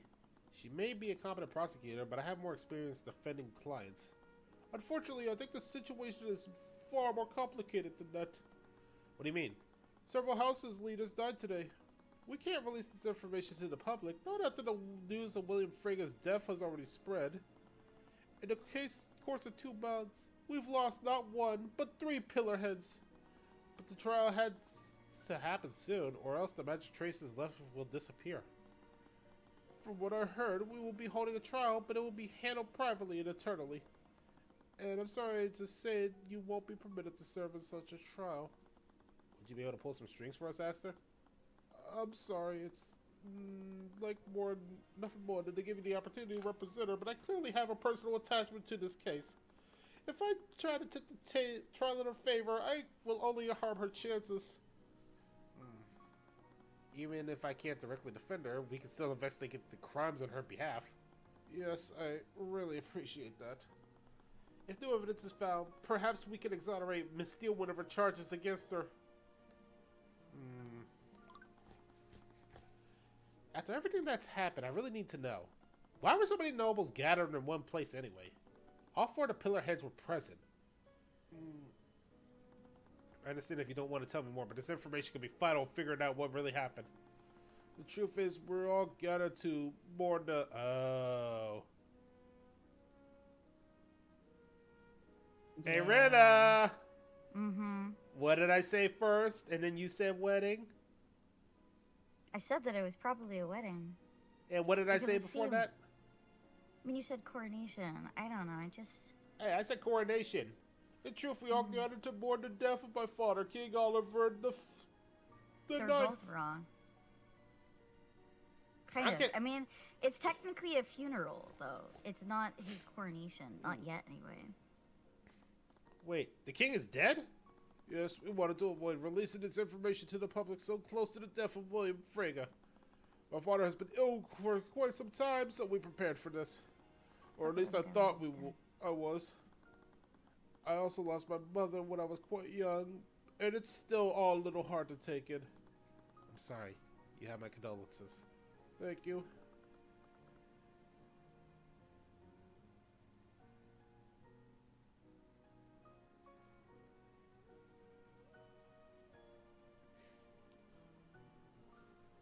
Oh boy. But if King Oliver is gone, that would make you... Yes, you currently stand before King Aster Wivengard, the ruler of our kingdom. The words came out hollow. It sounded like he was mourning more than just his late father. What are so many nobles were gathered here? They came under the guise of pain and respect, but I'm sure they just wanted to get close to the new king. Ironically, I think only House Frega came to gently give their condolences.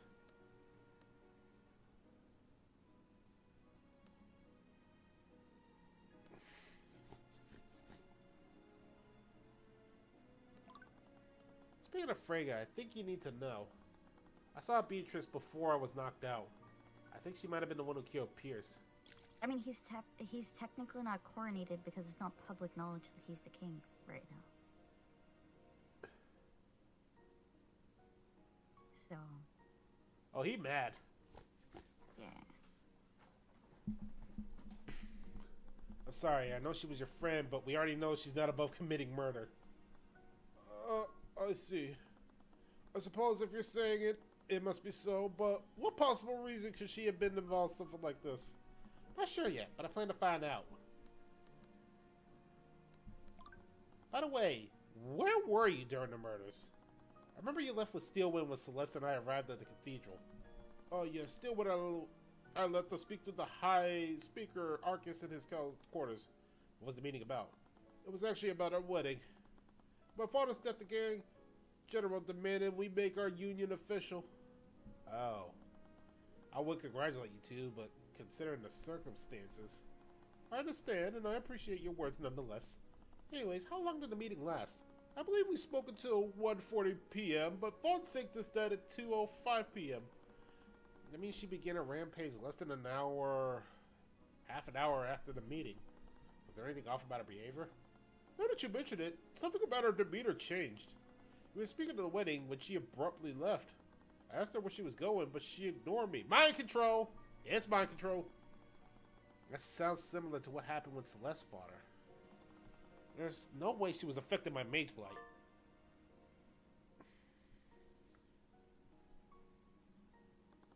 I honestly didn't think much of it at the time.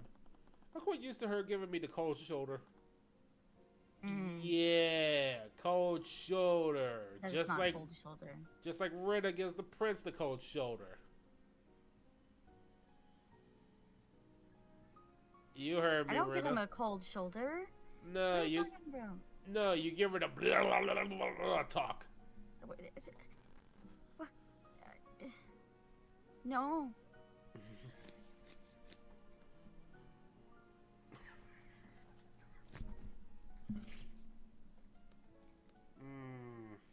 Well, we better go see what the prince knows. What happened after your meeting with the High Speaker? Did you see Steelwind after that? Actually, I found myself caught up in something else entirely. At 2 p.m., I went to pay my respects to my father's coffin. But apparently someone had set a magical trap there. I'm sorry, what?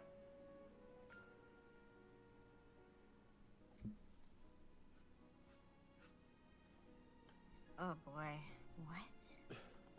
It was a glyph of contingency. Caster casts a spell, but the contingent spell doesn't come into effect. Instead, it takes effect when a certain condition is fulfilled. The contingent plan takes effect immediately when a condition is filled.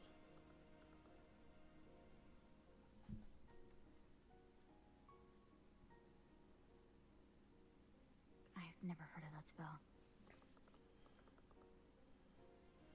It's like a trap you can set up. You can use any spell into it.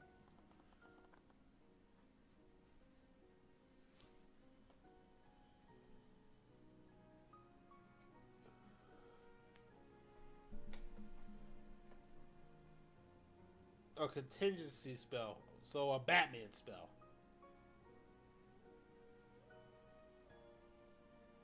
I guess.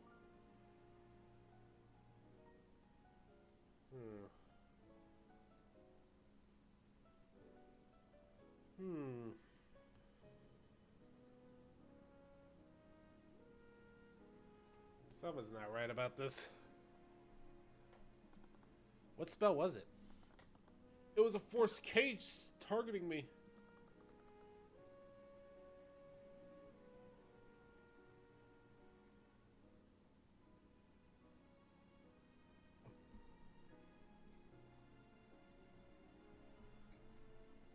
Is the murderer trying to attack Aster too? Someone was going after all the heads. I don't think so. Something like that. They would have used a more lethal spell if they wanted to. From the sounds of it, Force Cage can't be dispelled, so Aster would have been trapped inside it for a full hour. We think someone used that as a distraction. Because of that trap, the Kingsguard consolidated most of their attention and forces in the nave. As a result, there were fewer people guarding Von Sanctus, Sybil, and Pierce. And the ones that were there fell all comatose. They cannot tell us what happened to them.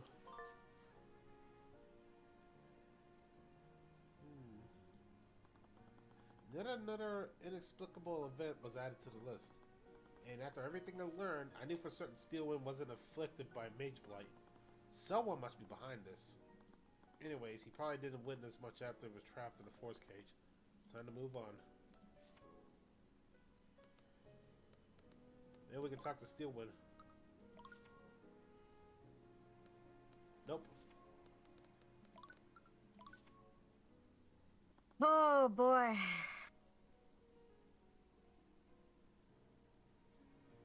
She attacked a member of the royal family and killed several nobles?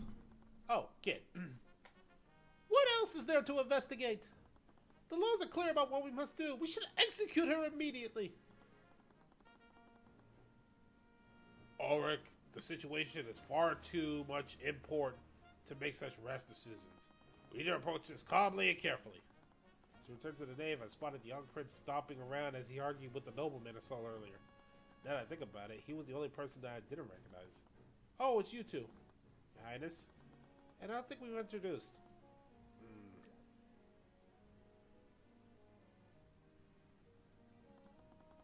I see you're still as celibate as ever. You stand before Sir Remus Virgilla, Archduke and Royal Advisor to the Wormguard throne. I believe he means advisor. Mysterious lord who appeared to be close to the royal family. He's apparently the royal advisor to the king of Wormguard. I wonder why we never heard of him before. Archduke? I didn't even know the kingdom of Wormguard had a title like that. Why haven't I heard about him before? Why are you two still here anyways?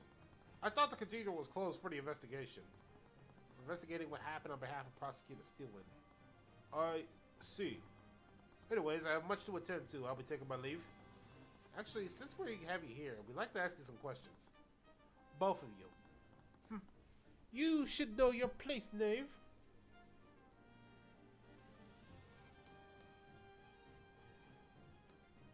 Wow, what a bratty little child.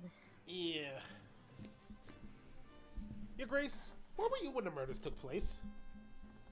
Just what are you trying to insinuate? Please, Ulrich, there's no need for that. To answer your question, I was speaking to Lady Frigga's familiar. Tracker? No, it was the demon who called himself Mernif. What? He was actually the one who sent for me. According to him, he had some information that was of great import to me. Did you make a contract with him? Of course not! He gave me the information he had freely. Why? Demons are supposed to always try tricking humans to make deals with them. Looking back, it must have been a distraction. What a fool I was. I knew he was playing me, and I knew he was unable to lie. And that information he had was too important to ignore. If you don't mind me asking, what was the information about? I'm sorry, but I won't reveal what he told me. It'll be a danger to everyone here. But rest assured, it had nothing to do with the massacre. Your Grace, we've only just met. I can't exactly take your word for it. I suppose that's fair, but believe me when I say that I plan to take that information to my grave.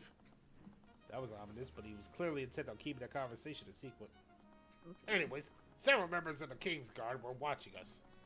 They can verify my alibi. How long did the conversation last? I arrived to speak with him at 1:50 and didn't leave until... Who has a conversation that long?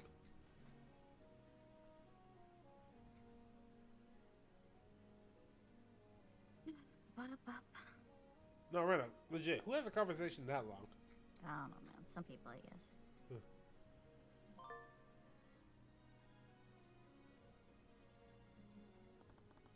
So he was accounted for during the time of the murders. But why would Mernif go to the trouble distracting him in the first place? Whoever orchestrated that also used a force cage to trap Aster. Were they trying to distract the forces in the cathedral, or were they trying to keep certain people out of the crossfire? Your Highness, we heard the prosecutor cast a spell on you when you saw the fire in the common room. Can you tell us more about what happened? I can't believe she attacked a member of the royal family. She was completely irresponsible for her magic. I understand your feeling about this, but we can't say for certain that she was afflicted by mage blight herself. We don't even know if it was actually her. I saw her with my own eyes. Plenty of people did too. Either way, where did this happen? I was on the path outside the common room. I saw smoke coming from the building and I saw Steelwind walking away from it. This must have been after the murder of Von Sanctus.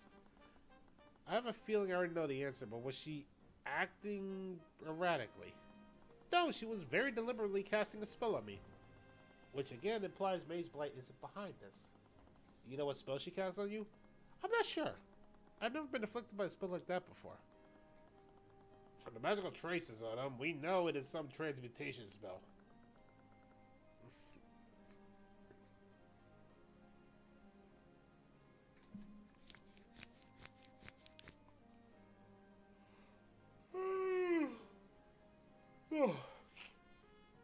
Britta? Oh boy, this again. What? Transmutation spells manipulate and change her physical matter.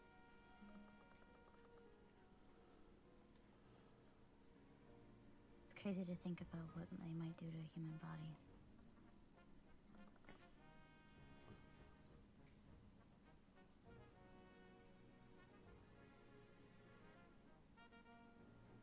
Are you sure he's okay?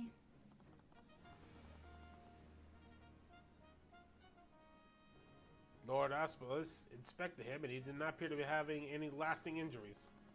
We're hoping the spell effects were only temporary. Can you describe what it felt like to be affected by it? That might help us identify what spell it was.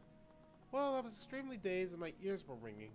My vision was also partially blurred and it was as if my mind was some sort of fog. Whenever I tried to speak, I couldn't form words in my mouth.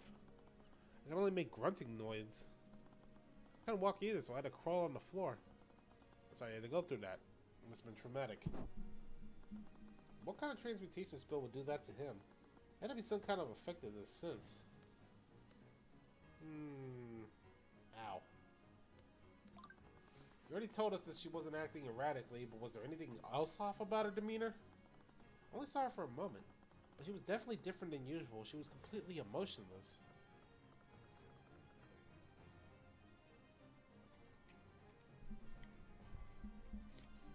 Oh boy.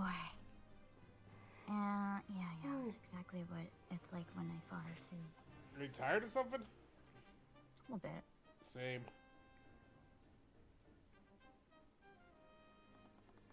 Let's finish up this investigation. Not investigation, but at least get to...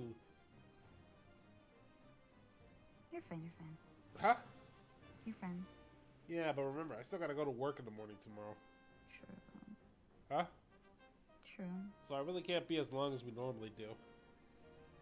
Yeah, whatever's comfortable for you at the end of the day.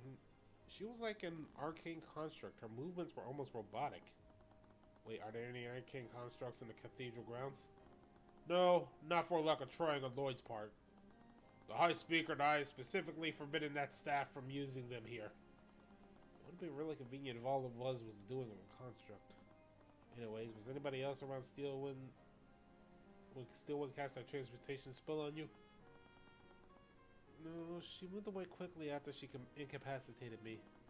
And even if someone was around, I don't think they could have seen them anyways. Rena White also said that he was surprised no one saw the prince until after the spell wore off. What happened to him? Cora's Aura's account of what happened, and we even got Archduke's statement too. So one last person to speak to. Aria. Oh, that's you.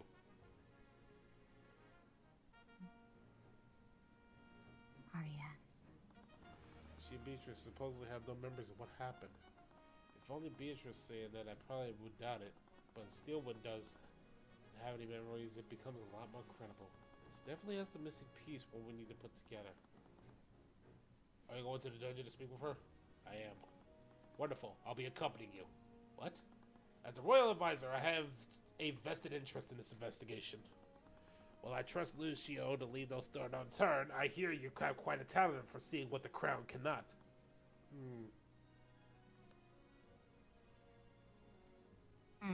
Wait, I just realized something, Rena. Yeah? you know, obviously, because we're the main characters, we're going to be being the defense attorney. Mm-hmm. Who's going to be the prosecutor? It's gonna be our mentor. No, I don't think it's going to be... You know who I think it's going to be? Who? It's going to be Arya's dad.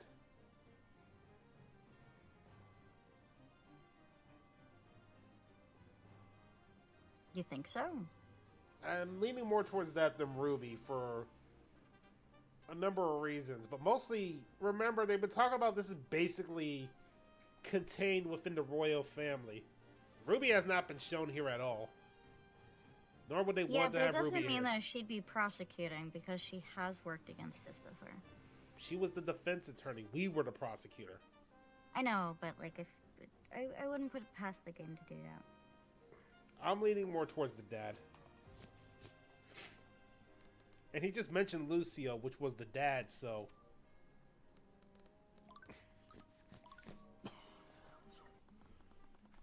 We arrived at the dungeon and found the prosecutor walking around in her holding cell. Several papers of haphazardly scratched notes were scattered around it. She was pacing back and forth, her head lowered in contemplation as she stared at one of them. She didn't even notice us until we knocked on the bars of her cell.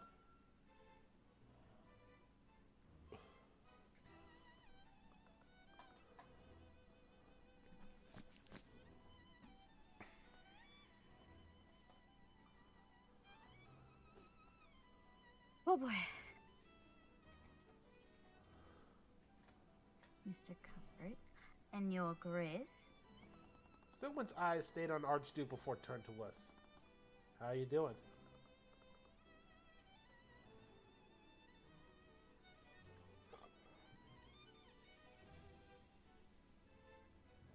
As best as I can, all things considering.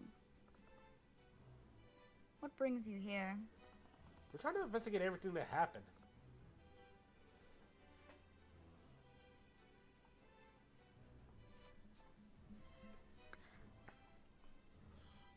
I see.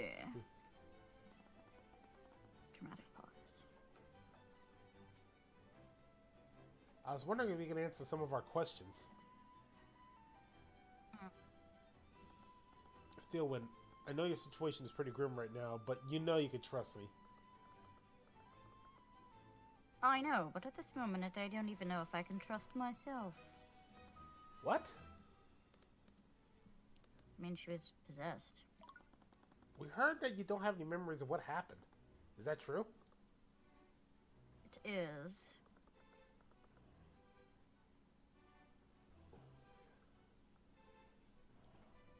No matter how much I try, I can't recall anything. What is the last thing you remember? I believe I was leaving my meeting with the High Speaker and His Majesty.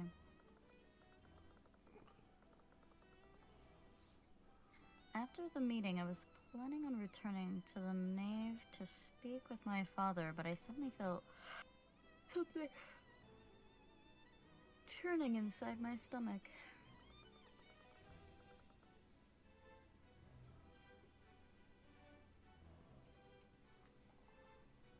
I thought some fresh air might stave off the nausea, so I went on the balcony. The one over Lake Galrod? Yes, that one.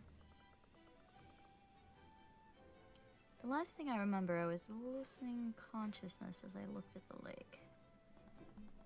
And did you cast any magic before this happened? No, I didn't. Are you sure you don't remember anything after that? I don't. All I remember is waking up and the sound of someone sobbing. It was Celeste. It seems like you just regained consciousness, Mr. Cuthbert.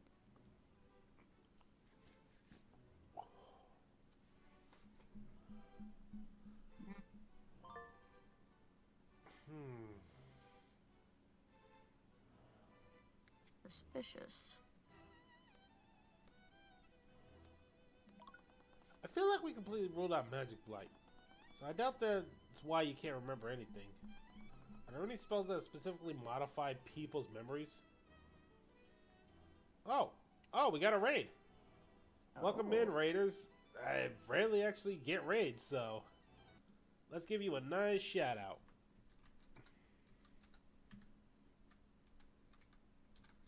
How you been, everybody? How you been?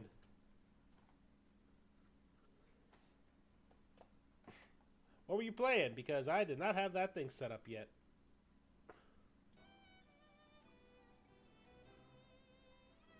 Rena, you want to say hi to the raiders?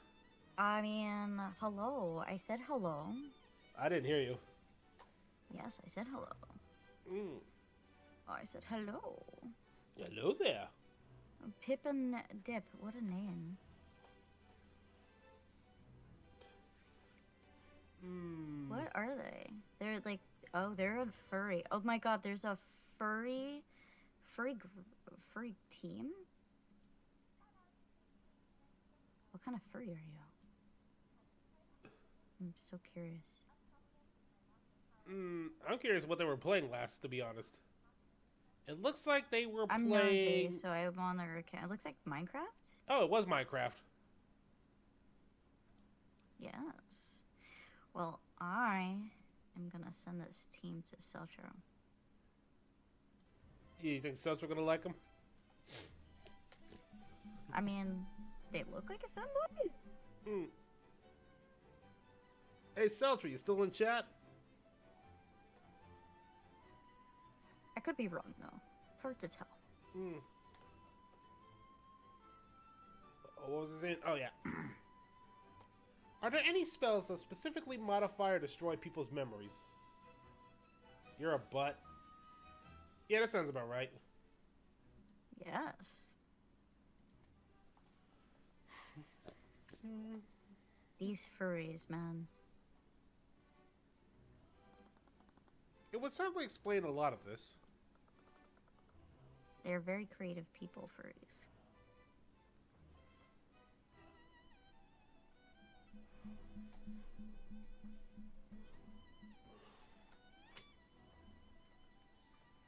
Seltra, you should join this team of furries.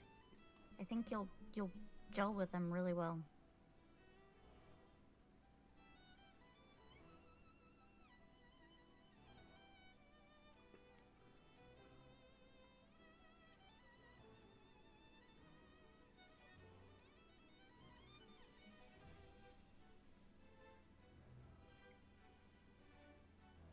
Rena. Yeah. No, arcane spells can only affect the physical world. But throughout history, mages have attempted to develop spells that can affect the mind.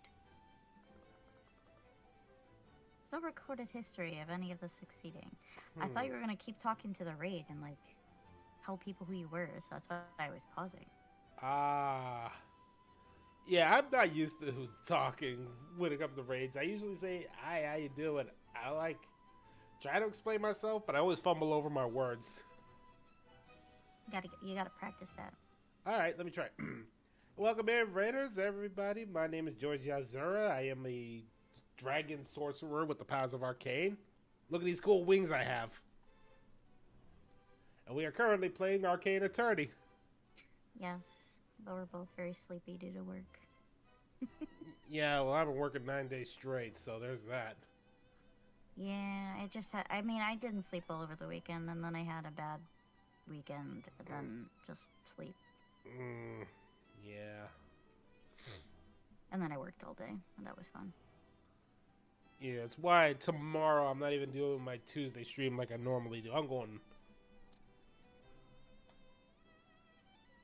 going to the best place in the world, my bed! Haha, I will also be going to bed. Whose bed? Yes. The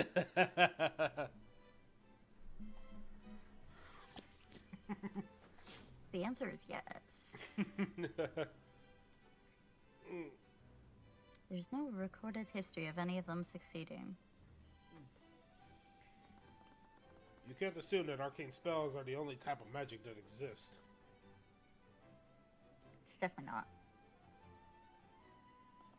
I think you observed it already. There are magical creatures in this world who do not use arcane magic. Isn't that right, Mr. Cuthbert? Huh? What? How do you know? I'm not sure what you're trying to imply. If I learned that Lumnia had any hand in this, Your Grace, I'm not an agent of the theocracy. And even if you're saying it's true, I wasn't the one who manipulated Steelwind's memories. But I suppose you raise a good point. If something affected Steelwind's memories, it wasn't necessarily an arcane spell. In fact, it couldn't have been an arcane spell, it was definitely something else. You're probably right. Which proves that I'm responsible for the murders. What? You just said that you don't have any memories of what happened. Why are you so convinced that you're responsible for this? I told the Inquisition already, I saw Beatrice before I passed out. She's clearly involved in this somehow. There's more to this than you realize, Mr. Cuthbert. The past few months, the Inquisition and I have been investigating a string of seemingly unrelated murders. During each of those cases, we were able to apprehend the perpetrator without issue.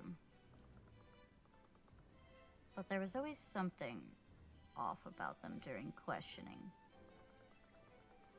The murders were always abnormally gruesome and passionate, and each of the perpetrators said the same thing.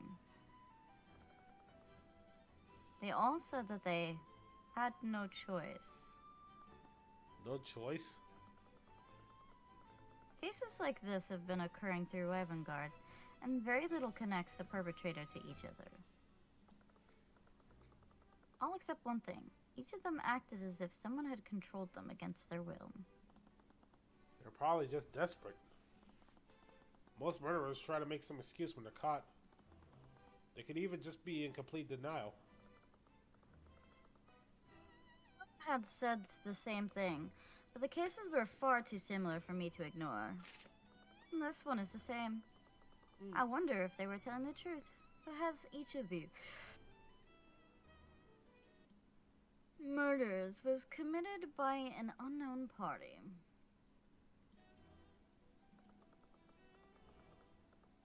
I don't have any concrete evidence, but I knew I was getting closer to something.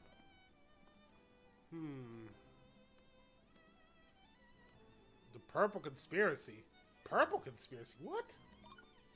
Steelwind, I don't mean to be rude, but this sounds... completely insane. Yes, I know. You don't even have any physical evidence to prove these murders are connected. There's one piece of evidence, but it's hardly concrete.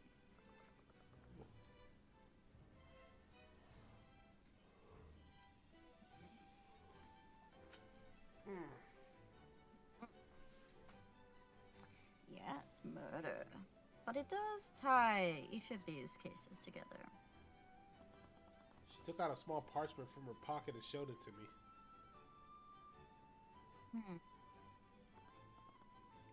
It's a purple symbol. Oh look, it's purple. Where's Imatron? I don't know, he would immediately start stealing it. Several of the people we arrested had an item with a symbol on it. None of them could remember where it came from or even what it was. But they all somehow knew it was called the Purple Mark. How original. But there has to be an explanation for this. It could just be some esoteric superstition that we don't know about. If that's true, then ask yourself one thing. Where did I get this parchment from? You don't mean... I found it in my pocket after I was properly confined. The symbol must be a calling card of some sort. For all I know, they could have controlled me and forced me to draw the symbol myself. Massacre at the cathedral is related to it. That's weird. Yeah. I don't want to dismiss what you said, but it definitely won't hold up in court.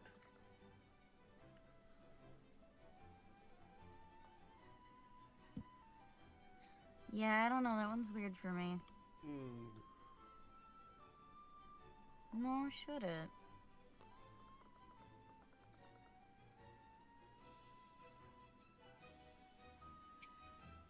If my mind has been compromised, I can't take the risk of leaving this dungeon. Otherwise, I could end up harming more people. Well, you can't exactly spend the rest of your life in a dungeon. Wait, are you serious? What about Aster? Yeah. Weren't you two supposed to be married soon? He's the king now. You can't rule Wormguard alongside him in a holding cell. You're correct. He's always been a remarkable person. He should have no problem finding another suitress. Oh, she doesn't like the idea of that. She obviously doesn't. No.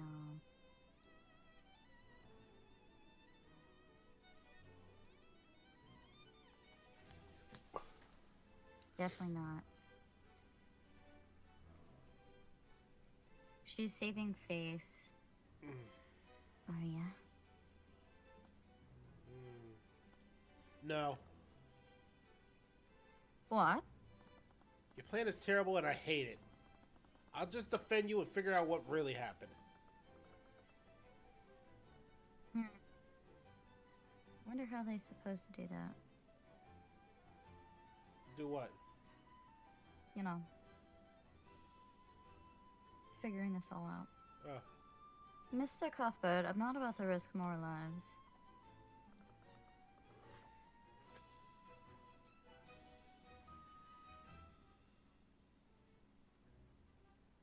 If I were to hurt His Majesty, I wouldn't be able to.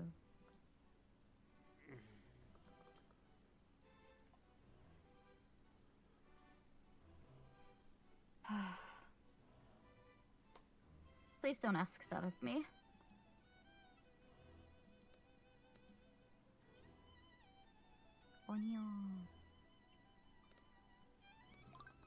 Stillman's gonna throw away everything she cared about. Even if she was the one who did this, she's not the person responsible. I wouldn't let her resign herself to a fate like this.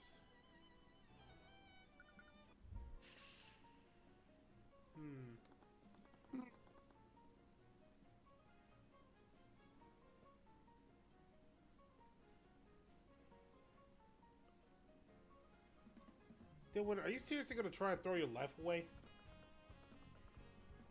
If it were necessary, I would give my life for this kingdom.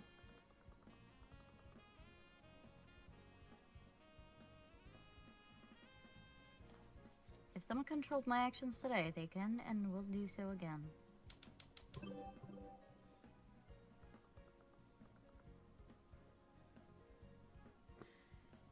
As long as that possibility exists, I can't trust myself.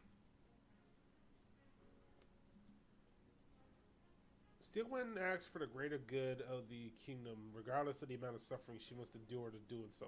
She cares deeply about Aster and will do anything to protect him. However, she is a rational person, will be receptive to logical argument. That's assuming the person can continue to do so. We don't know how his mind control works. You can't just drop this without finding out what really happened.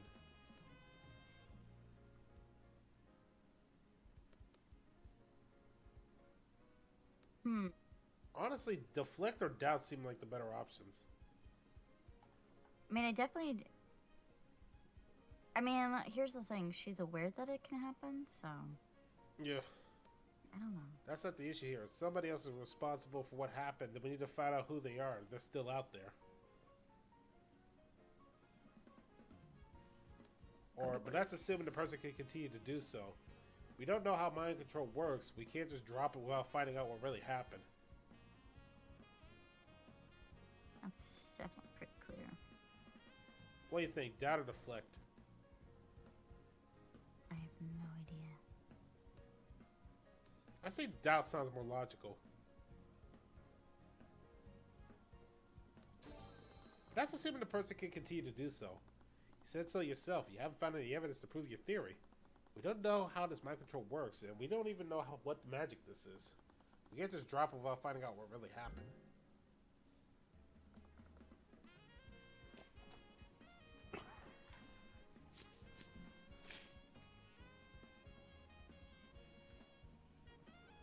Oh boy. I suppose you're right.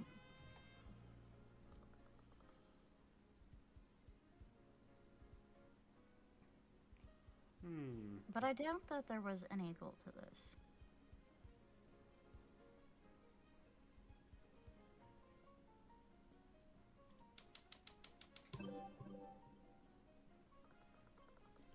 I don't think it was just a sadistic killer. I think this was planned.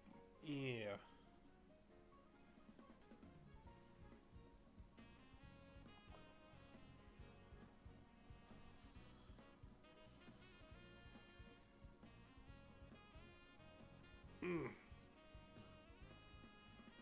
I've been investigating these murders for months.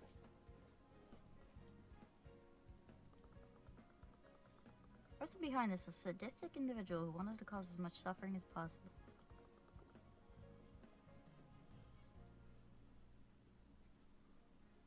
There's no way to connect them to this. That's impossible.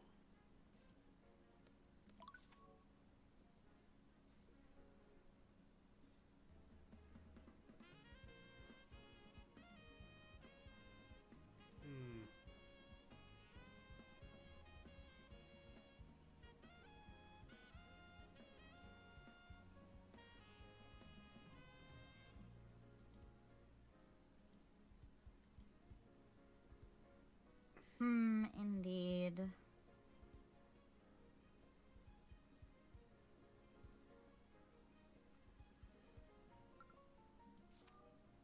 The person responsible was just as sadistic. No. There's an issue. The comatose knights, remember? Yeah, that's something. I They guess didn't not. kill everyone. The perpetrator wasn't nearly as aimless as you think, and this proves it. Mr. Cuthbert, I was really see how to prove your claim. Nope, that wasn't it. Okay, so that wasn't it.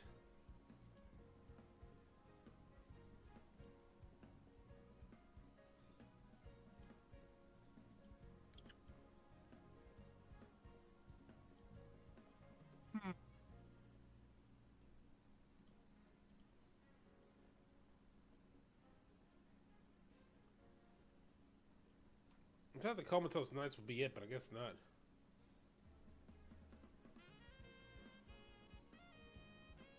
I don't know, that one's weird for me, because, like...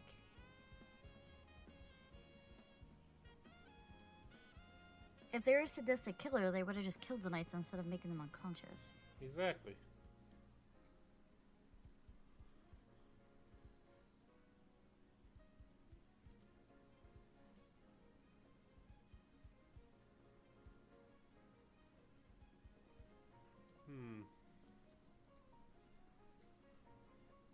But that is the...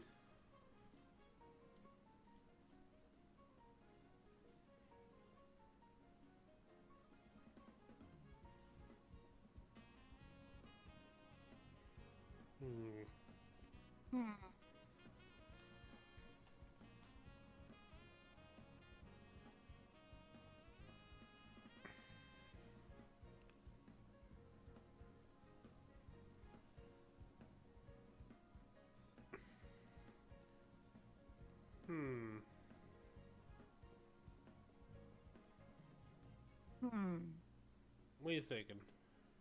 I don't know. I mean, we're supposed to respond to the fact that she said it's senseless killings. Yeah, but the comatose knights didn't work. That's the thing.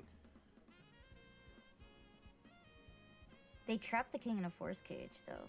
That's a good point. Instead of killing, because if they wanted to do the most damage, they would have killed him. Let's try to trap King. Oh, you're right. It is to trap King. It's not true, Steelwind. Whoever did this had a very specific target in mind. Both Prince Alric and the High Speaker saw you when the murderers were being committed. Not to mention, they set a trap for Aster. What? Let's assume that someone was controlling you. They wouldn't have left Alric, Arcus, or Aster alive if they were trying to cause as much suffering as possible.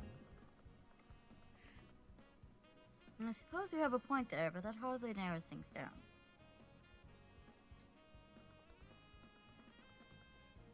If somebody were controlling me, they wouldn't need to enter the cathedral to use me.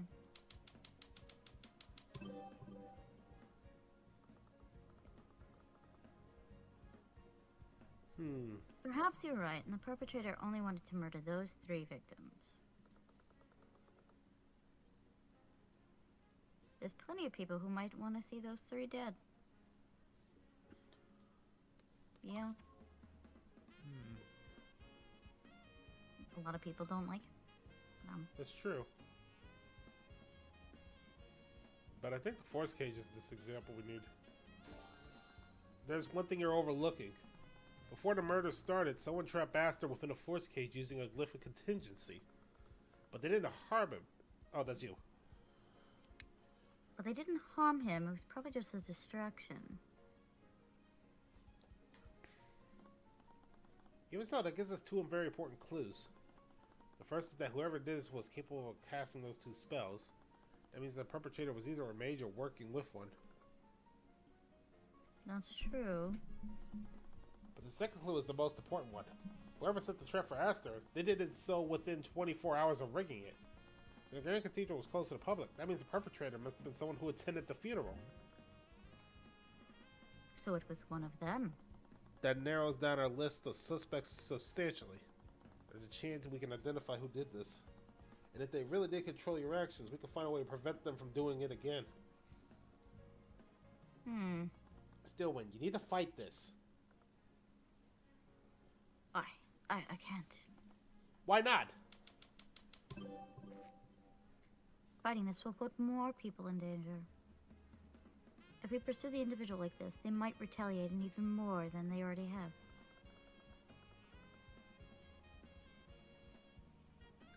They wanted to remove me from my position. How will I react if I try to resist? They might try to hurt even more people to send a message. It's far too dangerous. We can't break down in the face of injustice. We'll let the perpetrator get away with it. We're letting them know their actions will be go unanswered. I doubt someone like you would go that far. They might decide to lie low and wait until things die down. Whoever did this had a goal far bigger than you, and you have no guarantee they will stop here. Who will they target next? Your father? The kid? I know she's a logical person, but let's talk about the fact that if they target Aster. So I'm going to lean towards threaten. Yeah, but she thinks that he's a threat to Aster to begin with, so that's why she wouldn't want to get involved. Whoever did this goal had a... Oh, I was right. It was threaten. Oh. Whoever did this had a goal far bigger than you, and you have no guarantee they'll stop here. The nobles died. 3 nobles died today, and 2 of them were near the top of the political hierarchy. What if they decide to go after more victims?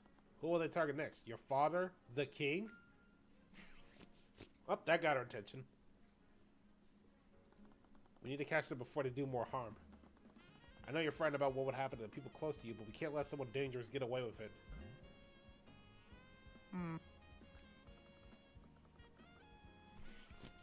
When you put it that way, I suppose I have no other choice, do I?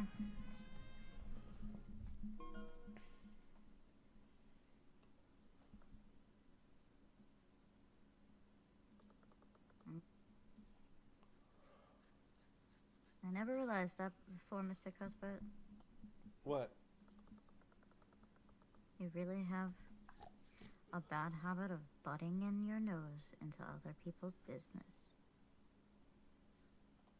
Don't you?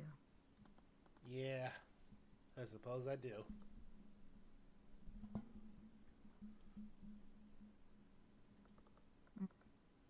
But you're right, we can't let this go.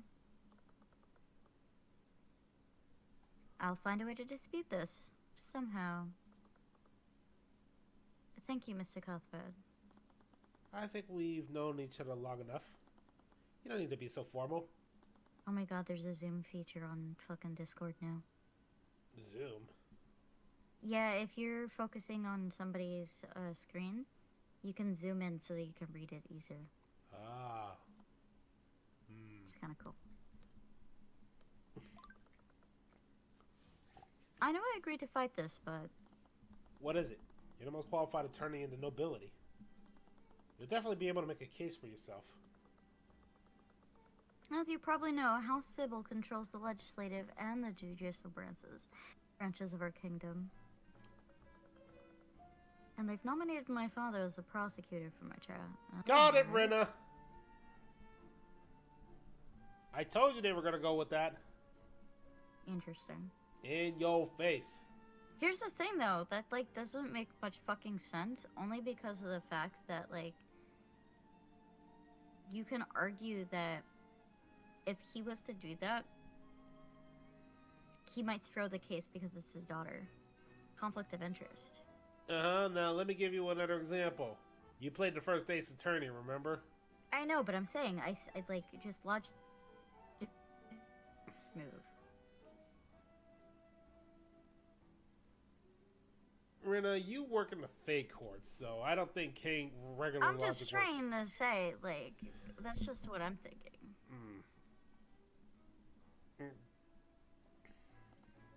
What?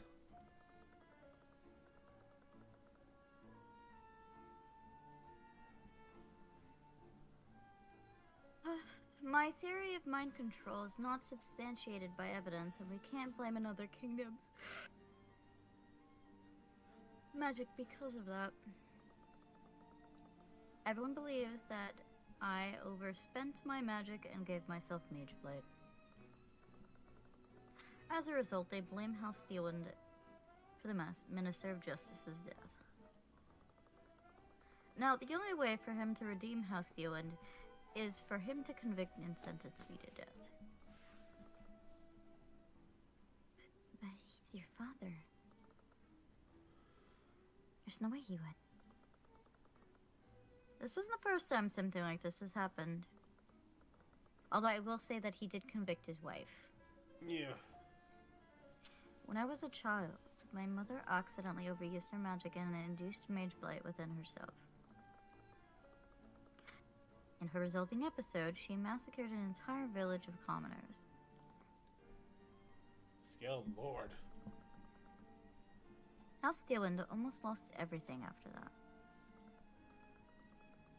To redeem himself, my father personally oversaw my mother's trial and her execution. And that's what happened?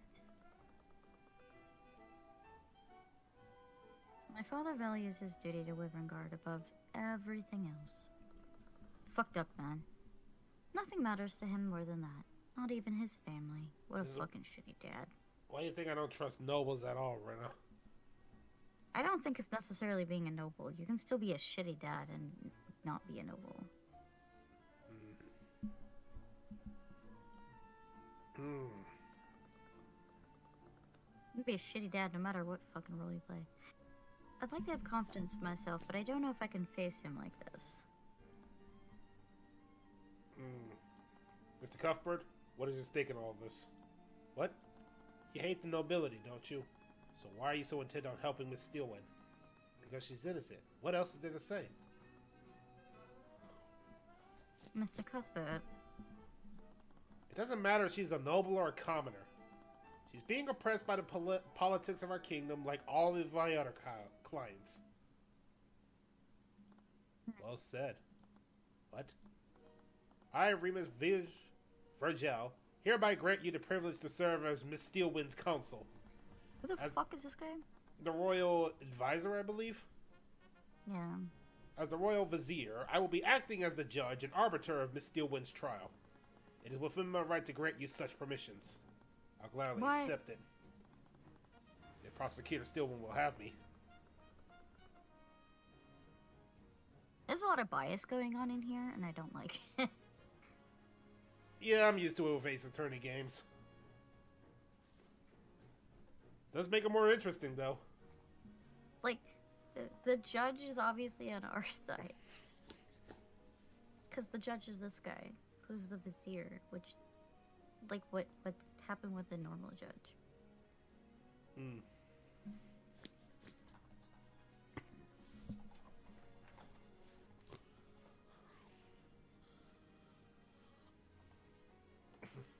Doesn't make sense. Yeah. Of course, there's no one else I would trust more than this. And please, you've done a lot for me already.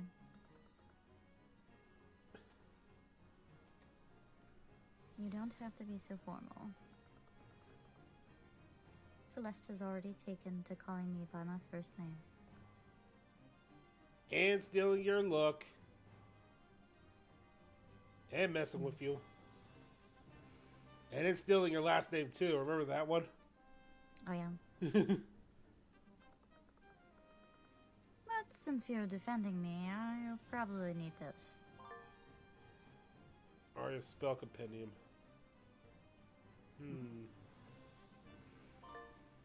Firebolt. Oh. Whole creature. Oh, she is. Still wind strike. She has some concerning spells. She's basically, well, she's a prosecutor. She has spells. She has spells that can be argued had been used. You know. Polymorph. Dispels magic. Then it's settled. We will hold a trial at my home, the city of Landon. Landon? Speak of Lucio. He knows the location well. Or I can ask more questions. The Archduke left without a word. He really has a bad habit of walking away from conversations. Who is he? I didn't even know Archdukes existed in Wormguard. And it was the first time I met him as well. I'm just as confused as you are. He seems to be well acquainted with my father, though. Toxic old man Yowie?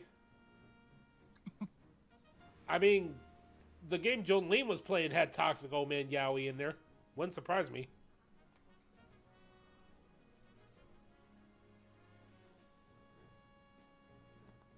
Well, I guess it doesn't matter. He's just like any other judge. I had no idea what I was in for when I agreed to this. And what proceeded next would be like unlike any other trial I have defended or prosecuted. But I would save Arya's future no matter what it took. Regardless of what I had to risk to do so. Oh, perfect timing.